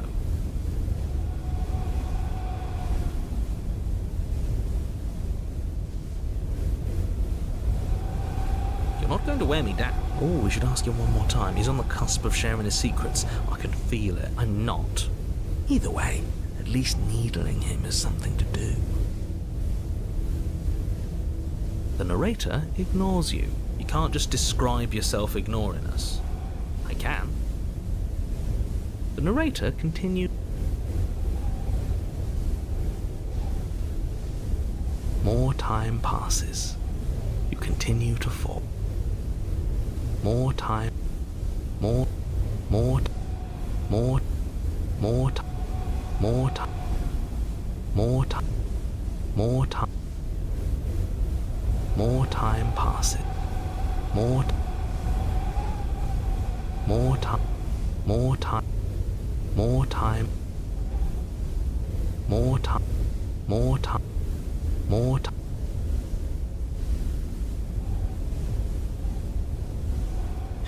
I don't like this, but I suppose there's not much I can do to stop you, is there? You raise the blade to your neck and slit your carotid. Here we go. You'd better get this right next time, do you hear me? Don't blow it. Everything goes dark. and you die. You're on a path in the wood. Shit. This really doesn't end, does it?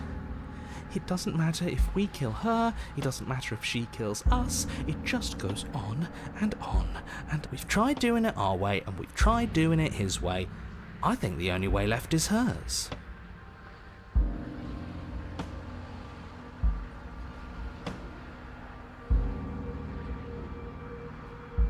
Are you suggesting we let her out? And why shouldn't we? It's obvious she's the one with the real power here. We might as well ingratiate ourselves to our terrifying new overlord. Okay, so you've already been here. More than once, even. Great. So you probably already... Let me remind you how catastrophic it would be if you helped her leave in any way. If she gets out, the world ends and everyone ends with it. Yourself. See, it's that last part I'm not so sure about. We've ended twice now. We even ended her once, but it didn't matter, because it still threw us right back into these woods. This place feels a bit different though, doesn't it? I don't even know what I'd call it, but it's definitely not the same path in the woods anymore. That's all the more reason to take this seriously. If the path isn't the same, it means that her influence is spreading, and the world has already started to end. Her influence? I really shouldn't have said that. It'll make your task more difficult. But now it's out, you could always take that information as a sign of goodwill between us and do your job, alright? The world's rushing to an end, that's all the more reason for us to rush over to the cabin and make ourselves useful. It's all about making a good impression. If we're useful, there's a place for us.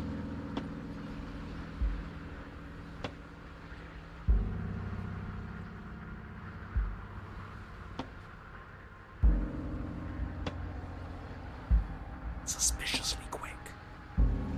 If I had to make a wager, I'd say yes and no. What does that mean?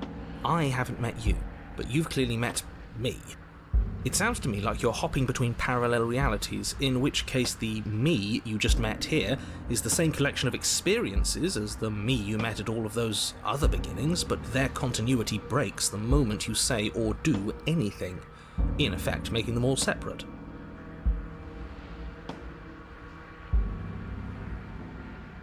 So, yes, I'm the same me, but ever since the moment we started talking, I'm different. All the more reason to side with her, really. It takes a bullshit artist to recognize a bullshit artist, and I'm one of the best in the business. So trust me when I say, he's full of it. Harrowing experiences. Don't let their baggage influence your decisions. You have the ability to see things clearly. I suggest you use it.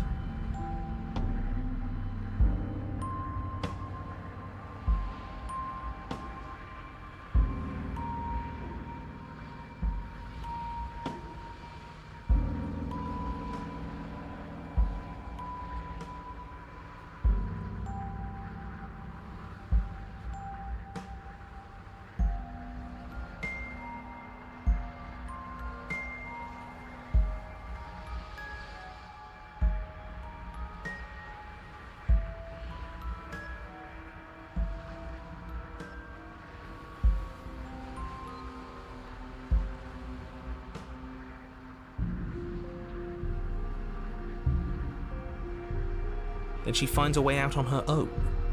So it sounds to me like she's getting out no matter what we do. And I say, aligning ourselves with somebody like her is clearly the better option. She's going places. Let's make our way to the cabin and demonstrate our... No, it's strictly worse. And why is that? Because it's cowardly, for starters. And because the unknown is always worse than the known. But really, all you're doing right now is weighing two considerably bad options.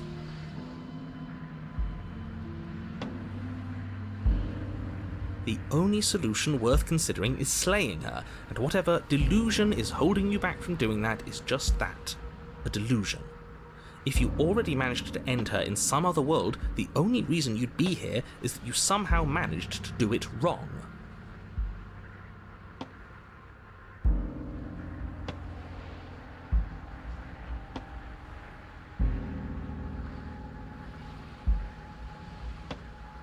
You're making a dizzying amount of assumptions. Your perceived reality looping twice before does not mean it will continue to do so. Those little voices have already drawn attention to the fact that even the path is different. The world itself is know that there is always a choice. Even if you were stuck in an infinite loop, there's no reason to assume that the mere nature of the infinite would force you to make any specific choice. You do have free will, as much as things would be easier if you didn't. And you can just keep making the correct choice forever, never deviating.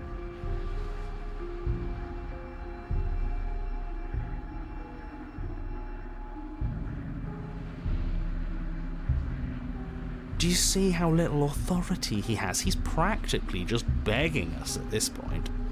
She at least takes what she wants. She's inspiration. Everyone is manipulating us, but we're starting to see the threads now. Just have to avoid getting tangled up in them. You continue down the path towards the cabin. It isn't long before... Of course we do. We've been over it. Find the one in charge and make sure she knows how helpful... I don't like any of our options here. It feels like we're being driven down the tracks to some awful inevitability. There must be something we're missing, something that would make everything make sense. Maybe letting her out really is the answer. Whatever. You don't want to listen to me? Do it then. Let her out. See what I care.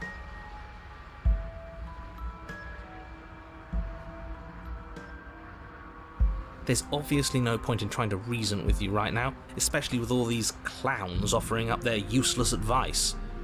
Honestly, it seems like the more I try and talk sense into you, the more single-minded they get about letting her out. So yes, I'm done trying to argue. I wouldn't trust that if I were the one making decisions. Take it however you will. The interior of the cabin is long and dark, a single narrow hallway stretching far into the distance. Curtains billow out from tall windows on either side, obscuring the path forward, fluttering helplessly as opposing gusts of wind rush into the building, clashing and joining and driving everything forward.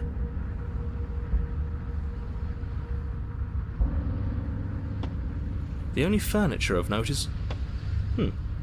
That's strange. What's strange? Is it the mirror? The mirror? No, there isn't a mirror. What's strange is that there isn't much of anything in here at all, aside from the curtains. There's supposed to be a pristine blade. Why isn't there a pristine blade? What do you mean there isn't a mirror? There's a mirror. Plain as day at the... Let's be mindful of our position, boys. Without the knife, we lose part of our bargaining power. We should fold and beg for mercy as soon as we see her. I'm sure we have too much self-respect to do something so worm-like, right? We can always at least pretend to have a conversation as equals. We did kill her last time.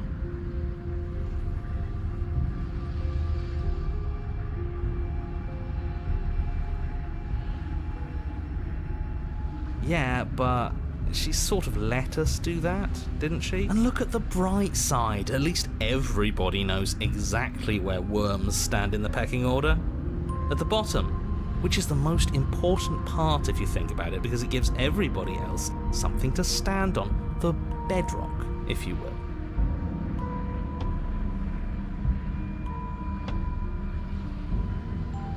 She'll understand the value of that.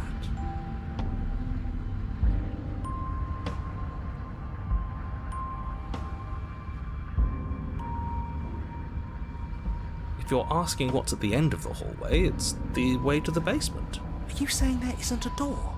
Are you saying that at the end of the hallway there's just an opening again? No, I didn't say door, because there isn't a door, it's just an opening. It's just like last time, isn't it? Only instead of a visible empty void, there's an invisible one. For all we know, she could be standing right there behind the mirror. For all we know, she's going to jump out at us, and there's nothing we can do to stop her. Let me assure you that there's nothing there. Nothing is going to jump out at you, and certainly not the princess. The princess is in... Oh, stop being such cowards, all of you. We know what we're going to do. We know what's going to happen to us. There's literally nothing to be afraid of. You slowly make your way towards the gaping maw that awaits you. Your fraying nerves buzz with trepidation, the chill wind raising your hackles as it gently pushes you forward towards the darkness at the end of the hallway. You can't shake the feeling that you're being watched. Oh, do we? Do we feel like we're being watched? I hadn't noticed. At least you're admitting to it now. Who says being watched is a bad thing? If we haven't done anything wrong, we don't have anything to worry about. I'm sure she knows we're on her side. You stop as you reach the end of the hallway, I presume in front of whatever mirror is... I hate that I know what's about to happen. Knowing makes it so... You reach your arm forward into the pitch black of the opening. Oh, that was a close one. All that stress and lead up for nothing. Helplessly staring into the void. I'm glad I made a lasting impression. Shit, where is she? You feel something long and frigid coil around your ankle.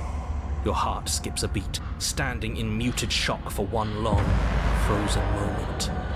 And then she, your bones, snap. Icy pain radiates up from the break, a deep cold flooding your veins as your legs, numb with the shock of it, collapse, and you collapse with them. You're met with the terrifying visage of the princess.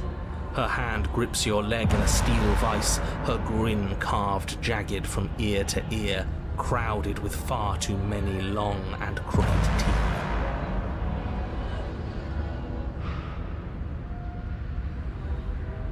You killed me last time, and that was after you tried to lock me away forever.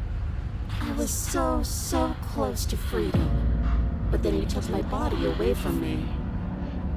So now, I'm going to take yours, and I'm going to walk it out of here. And you get to watch me do it, completely helpless, just like you left me.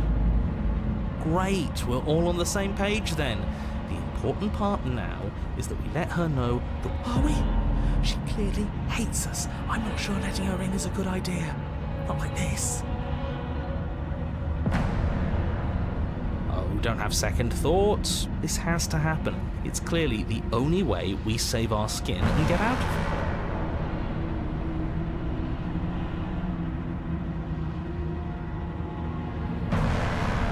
it. Ignore him. Have those second thoughts. Have them now.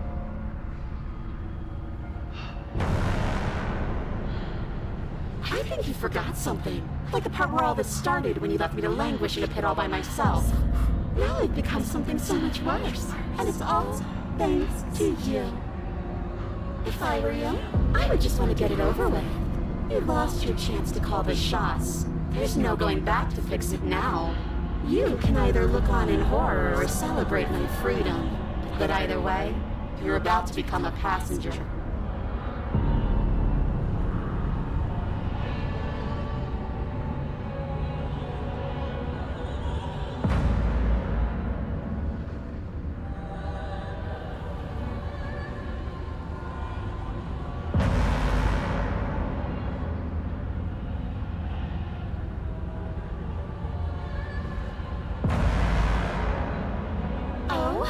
You mean like last time?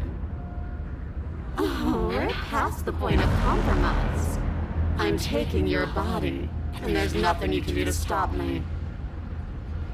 Enough talking.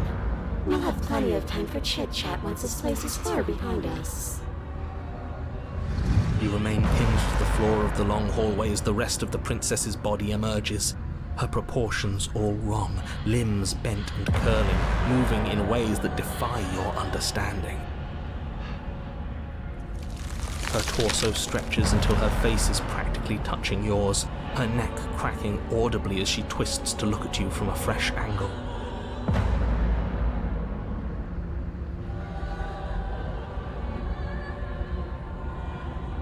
Are you sure you can't do anything to help us? Can't you, like, manifest a rock right on top of her head?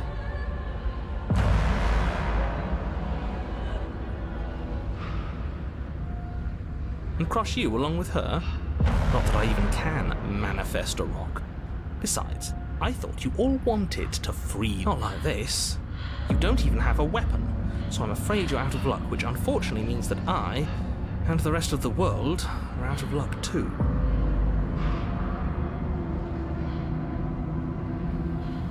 Look, she's mad at us, I get it, but it's nothing we can't clear up after she possesses our body. Don't worry, I'm what you might call a smooth talker. I'll iron things out. Oh, will you now? With her like that? Good luck with that. Doesn't seem like she's too keen on forgiveness. Okay, deep breath. This is fine. This is fine. Is it? Is there any conceivable way that this is fine? Yeah, I'm right. This is fine. It's better than last time. At least our organs aren't failing. At least I can actually talk. Your vision fades as she tears open the membrane of your soul. You're awake. Eyes once again fixed on the long hallway, your vision swimming as the princess's command reverberates inside your skull. Her voice is all-encompassing. You feel wrong.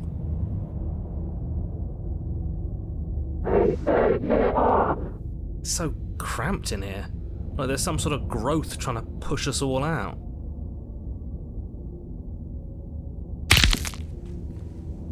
I know. You rise to your feet, though the pain in your ankle is blinding. Your body slumps against the wall, desperately leaning into it for support. The two of you are being incredibly rude. Hi, hello, welcome. I live here, along with him, and... Well, I've never been... I don't think this is helping. We should try to keep a low.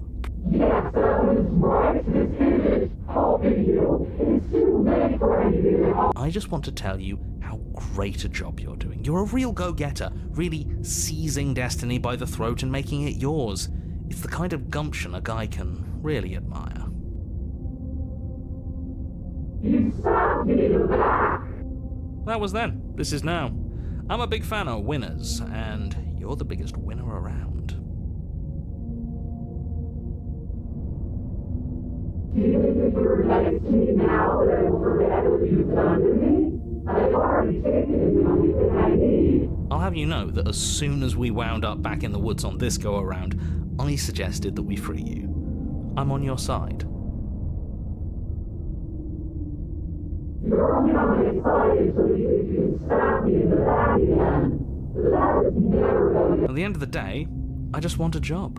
I figure if he's right and you're going to end the world, there's got to be something else coming after all that. And I want to make sure I have a place helping you run it.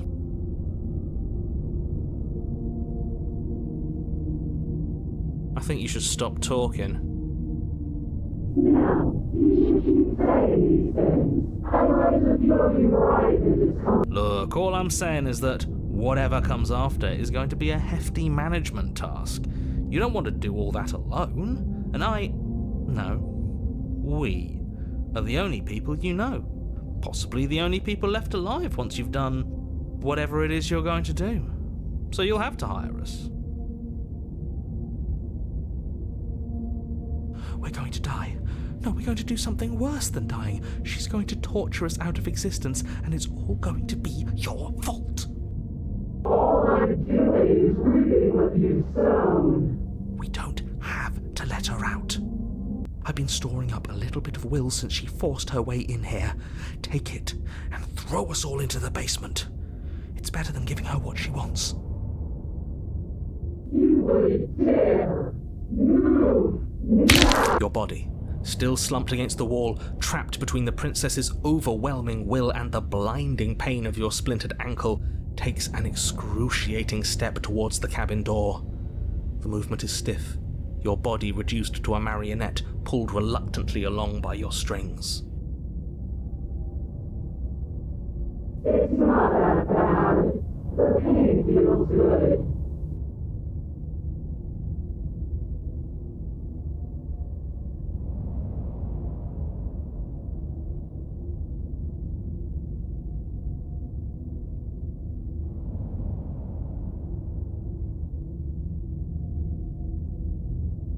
You toss the last of your will aside and surrender. I guess that's that. It's for the best. Maybe we'll find our freedom on the other side. Hear that, boys? A mercy. That's the sort of reward you get with me at the helm. Your body inches along the corridor, every step more difficult and painful than the last. Your joints stiff and unresponsive, the shattered bones of your ankle grinding ceaselessly, as if they're fragmenting, then reforming, then snapping all over again as you make your way towards the outside world.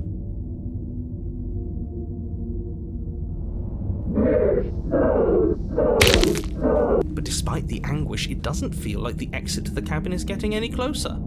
If anything, it's getting further away. It doesn't matter how long this hallway is. I will drag this body to a case of me. Please, just let her out. Yes. Let me. It's pointless, isn't it? I can't stop her without you, and you'd already given up by the time we met. No, screw that. The hallway gets even longer. You have described me into submission. It really is. I walk to it. I crushed your bloody hammer. I made you quit. Isn't saying all of this his job? It's gone. Don't worry about all the criticism you're doing. Thank you. This is it then. The big moment. Finally, we'll get to see what's really out there. The handle clicks as we push forward.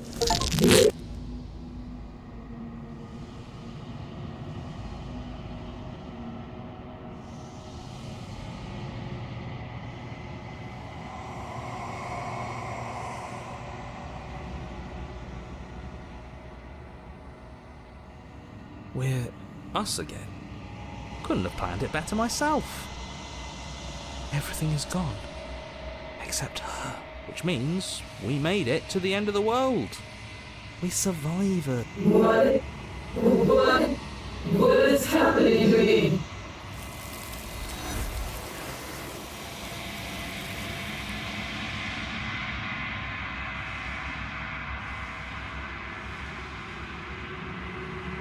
She's gone. And there's that. But it feels so calling. If they. Okay, can we try? Fine.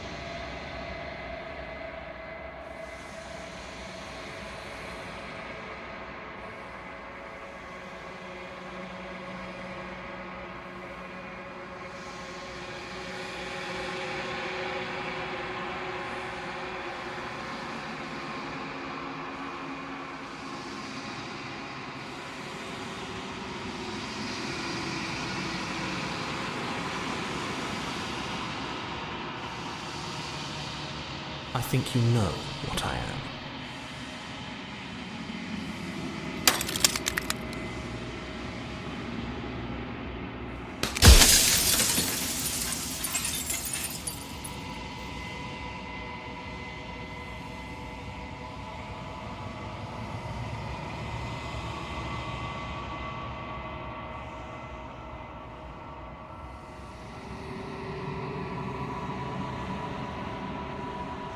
The narrator.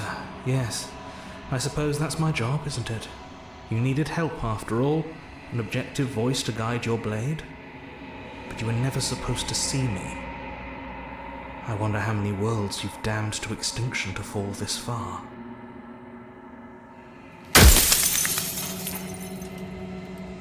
Oh, I'm nothing like you. I'm an echo.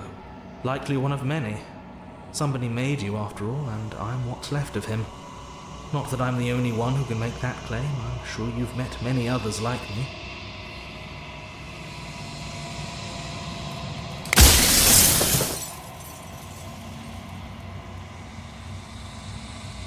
Of course, that is by both necessity and design. This construct you're in exists in many places at once. Any time you failed, any time you thought yourself dead, it would restart and shunt both your consciousness and hers into another world. But you'll be awake soon, and then it won't be able to work like that anymore.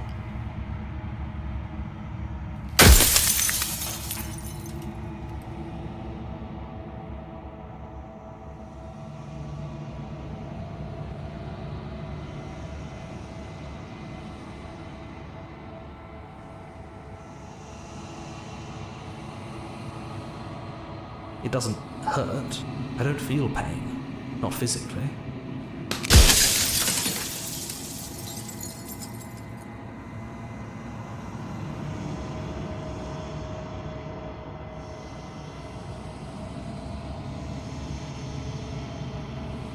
We've already crossed the point of no return. There's no saving me now. Not that there's ever been much of me to save.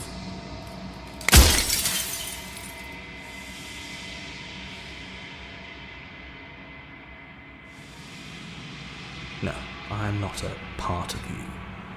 But that's all a matter of perspective, isn't it? From one vantage point I must seem wholly foreign, but from another, well, all the versions of me that have existed have collectively heard your every thought and driven your every action. If that isn't being part of you, then what is?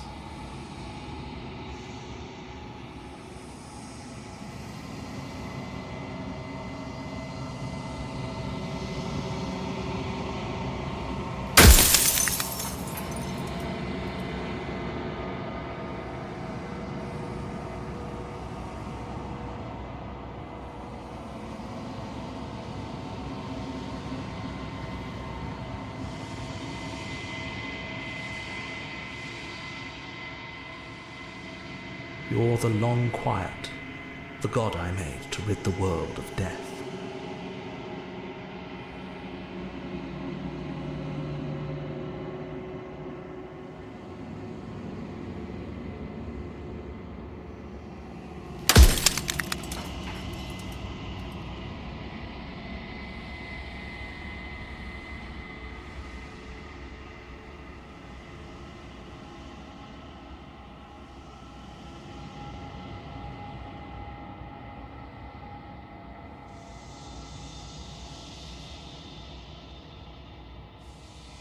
No. In life I was painfully mortal, a witness to the end of days.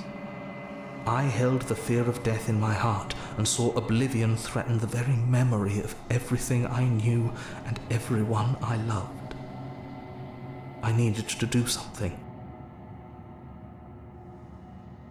So I made you, and I made her, and I made this place to hold you both. Soon I'll be gone entirely, and you'll be left alone with your final choice. So allow me to make my final request. The princess contains death itself within her, but I wove you into being with all the power you need to destroy her forever. Do it. Slay her, and rid the world of death and suffering.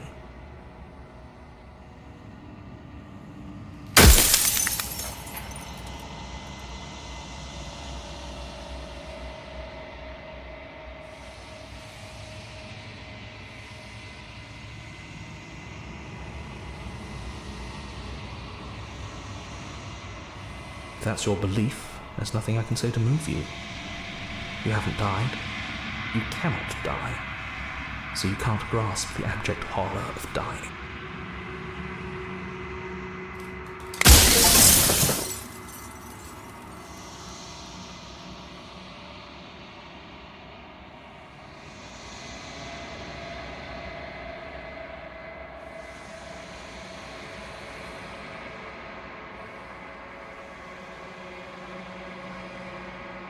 I've said my piece, and my time is up. It's like I said, I'm just an echo, and echoes always fade away. You know.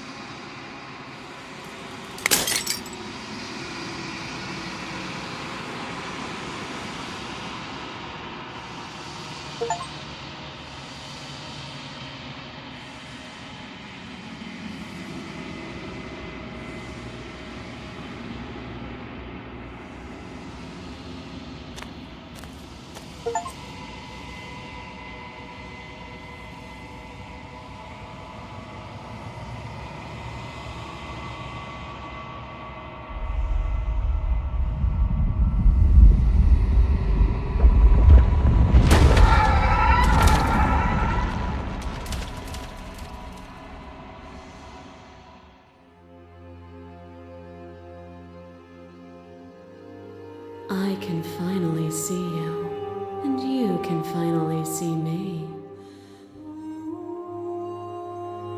It's been so long, and my heart has ached for this moment. I've missed you dearly.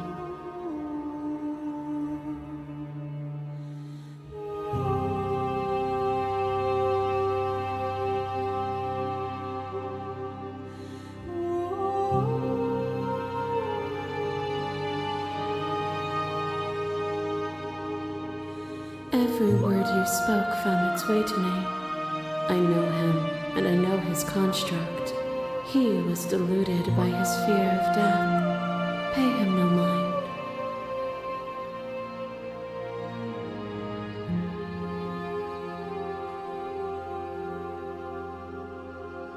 Names are their attempts to capture that which cannot be captured. They call me the shifting mound, a pale imitation of what I actually am.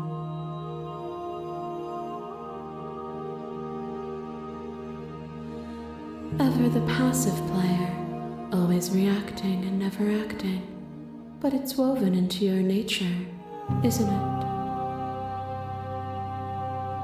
When the echoes spun us from one into two, he gave you a choice and me a role to play. I am not death, but I contain it in my multitudes. So, will you attempt to destroy me and bring about a world devoid of death and the possibility of meaning? Or will you open the final doors to our liberation?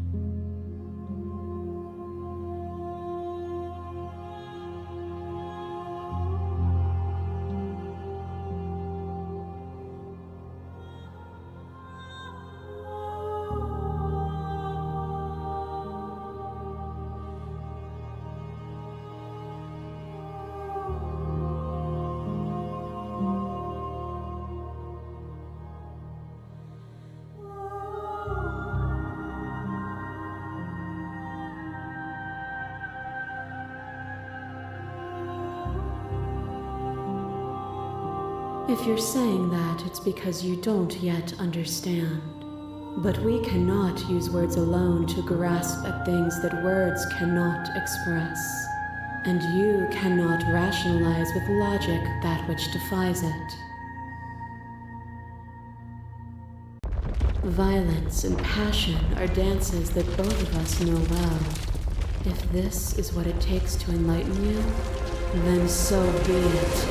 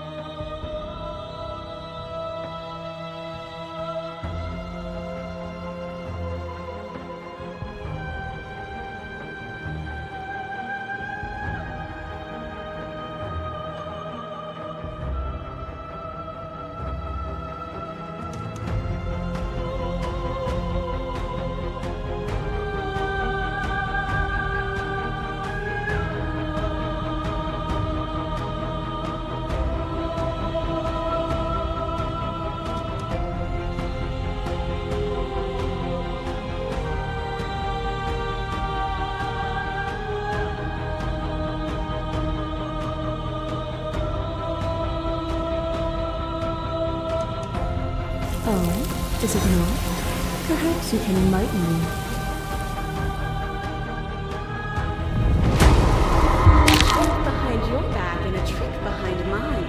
We dance, revolving and revolving around each other, but forever stuck in place. We both move, and yet we both don't. For each of us watches the other instead of ourselves.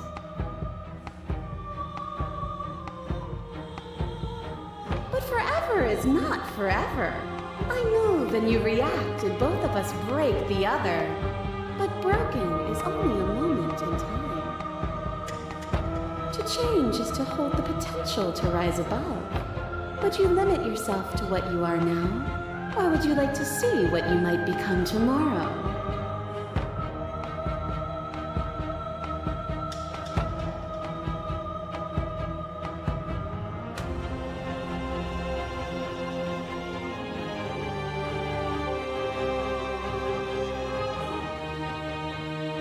You cling to your notion that pain is suffering. There is beauty and ugliness, and love in conflict. Your little leg drives a stake into your body, and another, and another, and another. Do I miss your heart because I can't stand to see it go?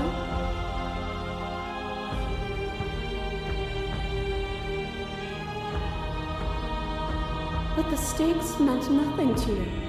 You had a desire, and you set that desire free. You lifting me and me lifting you, forever and ever and ever. Consumed by true belief, there was nothing that could hold us back.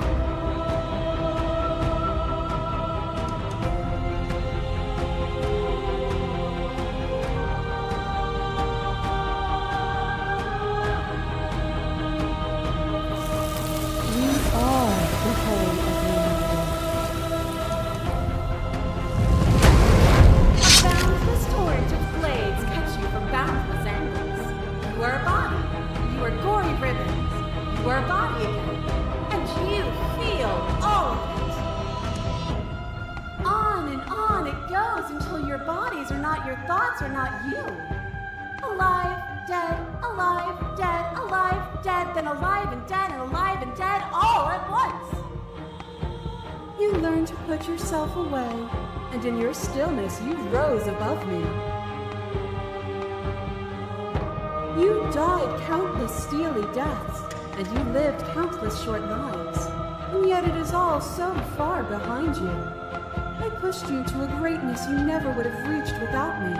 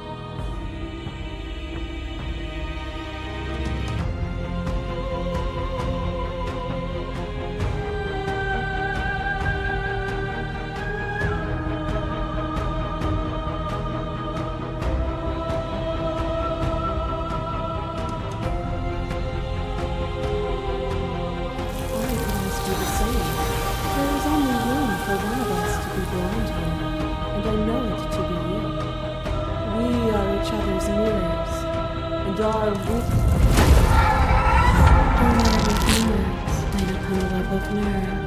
made upon a web of nerves, the shade of a beautiful beginning we can never return to.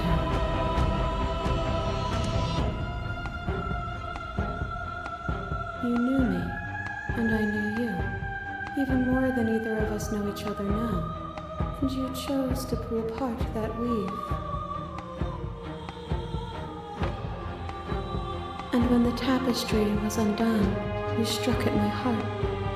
You saw me as a part of you to be excised, but in the desire for excision, you made yourself whole. Will you still be whole if you destroy me?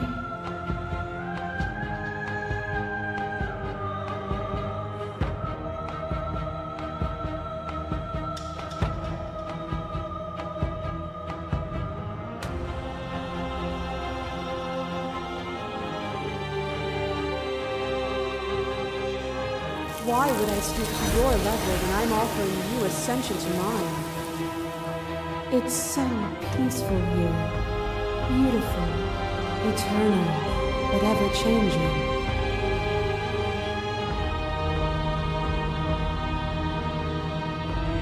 You are unmovable. Is it by the design of our conflict that I cannot win? Or are you just that fervent in how you cling to delusion? Nothing is immutable. Everything that is exists only in relation to everything it isn't.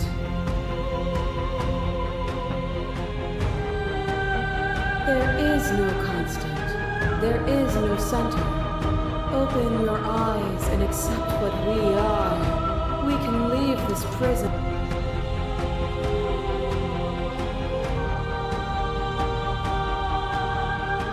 It is from my vantage point that I can see the totality of truth.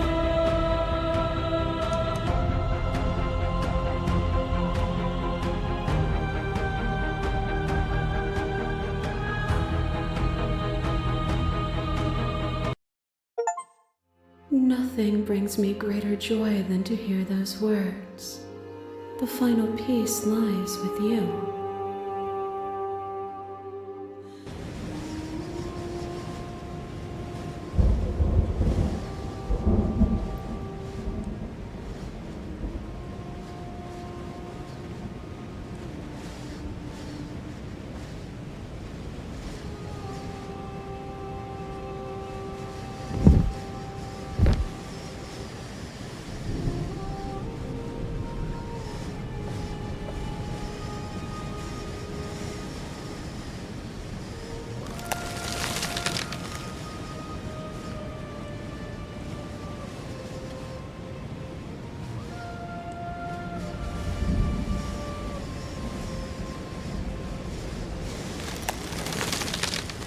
I love you.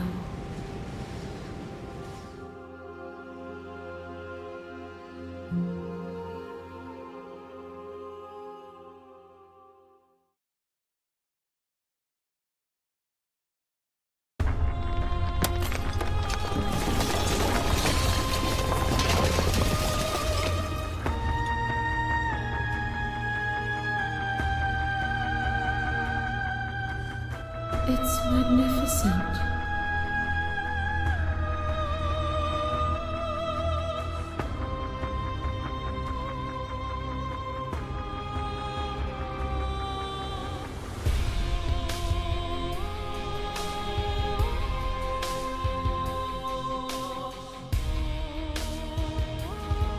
Everything, just like it always has been, and just like it always will be.